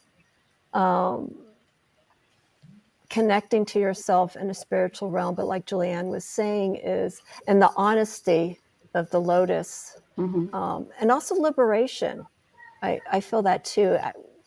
Even with the King of Swords, you should have that knowledge and understanding, but also I feel that it's important to share it with others, but don't share it I can't say that word, frivolously. Share it with people who are willing and want to understand, because any sword, king, queen of swords, And we did the swords, Julianne. We Yeah. were talking about the different personalities, and that King of Swords and that Terror of the Holy Light was pretty intense. But you want your message to be heard. You want your knowledge to be respected and understood. And I think it should be the same way with our own spirituality. Who we share it to, share it with people who you feel will be open to it and understanding to it, so that they can learn. They can learn from you. See if there's anything else in here. There's, it's the reflection. That's what I see here. I was just going to ask about that. Is that the bat's reflection? It is. I thought it was a fish, but it's like, no, wait a second. It's the bat. Yeah, and that's the other aspect. How it reveals itself externally is where it comes from internally. And I love that I have like the water element and Julianne has the air element of your card. No, Which she's got produces, the yeah. It produces steam. Well, water can also be grounding. Mm-hmm. Mm-hmm. I think that can tie in. It's soothing. It's healing. It turns that energy of movement. It moves things internally to a point. Externally, things start calming down. It's like it's like a cycle. You have a lot of imbalance going on. You put yourself in healing waters. You're putting your imbalanced state into those healing waters. You're feeling a shift. You're slowing down. You're being receptive to what you're feeling is changing inside of you. And so all that internally is now starting to come out externally. You start relaxing. Mm-hmm. You're not doing this. You're relaxing overall. Mm-hmm. And then cyclically, it goes back internally. And then everything becomes calm inside and out. So yeah, water is a powerful element, as we all know. And water and the moon, is intuition and Correct. psychic abilities. I was just checking the moon. So the moon is in Virgo on Halloween. That's probably what you're saying. That's what I was saying. Yeah. Yeah. And Leo Vedically. Thank you. So I was like, I just wanted to check. No. I'm an astrology, like, but I don't know what the signs are every day. I'm like, I don't know. No. I knew it was Virgo because I just saw it, but I did say full moon, and that was my faux pas. I meant to say the moon. Yeah. I'm not going to justify it. So, but yeah, Virgo and Scorpio. That's interesting energy. Mm-hmm. Mutable, fixed. Well, I did my charts for water. Halloween. I did my right, yeah. For Halloween, Scorpio is very intense. That I did in my last live. Scorpio is very intense, so it's like, how would we work with those energies? Virgo wants to be, wants to put things in order and whatnot, while Scorpio doesn't work in order emotionally. I find that it creates a detective, because Scorpio isn't afraid to go deep to really, they're very pervasive. And when you take that Scorpio energy and you combine it with the analytical energy of a Virgo, you get a detective. It's that digging deep for answers. Scorpio is a sign of research. Mm-hmm. On the flip side, Virgo and Scorpio energy can make someone highly obsessed. Yes, you're right. It does. Super OCD. Oh, that's exactly what I was about to say. In a frightening sort of way. That would be the other extreme. But yeah, that meticulousness of Virgo, also known as ANAL, and and the intensity of Scorpio. Yeah. So how will we work with those energies for Halloween, for Samhain? Ground yourself. Yeah. Ground yourself and get yourself balance. into reality and also knowledge. Yeah. Balance. Yeah. Mm-hmm. Well, yeah, that's extreme OCD would be a mind that's totally, I wouldn't Unbalanced. say woo-woo, Yeah. but not in the right place to really do any sort of spirit work. Spirit work, Mhm. exactly. Highly receptive to it potentially because of that Yeah. Scorpio energy, right? But yeah, if someone's not grounded, then it could just be like, yeah, Mm. obsessing over something, and it's really like, oh, it was just an electrical glitch. It wasn't a spirit, right? Yeah. I feel if you realize, especially if you have those placements in your chart, Mhm. they probably wouldn't realize it, but as an outsider looking into someone who's going through a Scorpio, Sun, Virgo, Moon, waxing Moon, waning Moon. I'm catching it. They need to be aware if they're going to do any kind of spiritual work. They need to be aware of what they're doing. Yes, grounding, but also too, I feel when you're doing spirit work, you don't want to be restrictive too. You need to have that play. Brianna Love, we need to have that play. You know, we have to have that movement when we're working with any kind of energy work, spirit work. We can't be restrictive because then we're not letting that movement, we're not letting that flow do its thing, you know. So yeah, I feel like if you have this kind of influences of the Virgo Moon and Scorpio, I feel that maybe you should just give in a little bit more to the Scorpio energy and just kind of be a little bit more adventurous. You know, if depending on what else is in that person's chart, but ease up. It always comes down to how does this affect someone's chart? I know, Yeah. and I say that when I do general readings. thing, but that's not going to be everybody. Yeah. Yeah. Thank you, Brianne. Thank you. All righty. Let's Well, I've end. got to go eat dinner. So Yeah, I just saw your message, and I already was eating during this. Thank you so much, ladies. Thank you. Thank you. You. Thank Happy you. Halloween. Happy Samhain. Yeah. Thank you Yes. for everyone who watched Mhm. and just listened for the most part, which is wonderful as well. I want to send blessings to everyone. I also want to put out a quick word, and I'm certain he will be fine, but he did send me an email. He said that he did make a public announcement. I've mentioned a few times about the Unified Esoteric Tarot, the deck that I've been working with. The creator, Attila Blaga, and he did announce this publicly, is quite ill with COVID. And so for those who may have watched my interview with him a few months ago, he's hoping he's going to be fine, but he's having a really hard time. So I wanted to send this out to Attila. I know he's not watching, but just to kind of put it out there, put some thoughts there for him to be strong and to get better. But he's having a bit of a hard time right now. So you get well, Attila, okay, if you do come across this. And sending blessings to you on this weekend.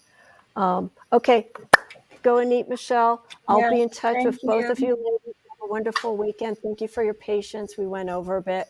Have a wonderful night, and I will be. Happy Halloween. Yes, Happy Samhain. yes. Stay safe. Stay grounded. Be careful. Don't go over the board with spirit work if you can't handle it. Stay Have your balanced. protections Yeah. in place. Yeah. Mhm. Candles. Practice. Yes. All righty. Thank you, Bye, everyone. everyone. I will see you all again soon. Thank you so much. Ah, that was fun. Yes. Thank you for I'm joining glad in. I saw your story. I don't always watch the stories. It's so fun. I put it on oh, hang on.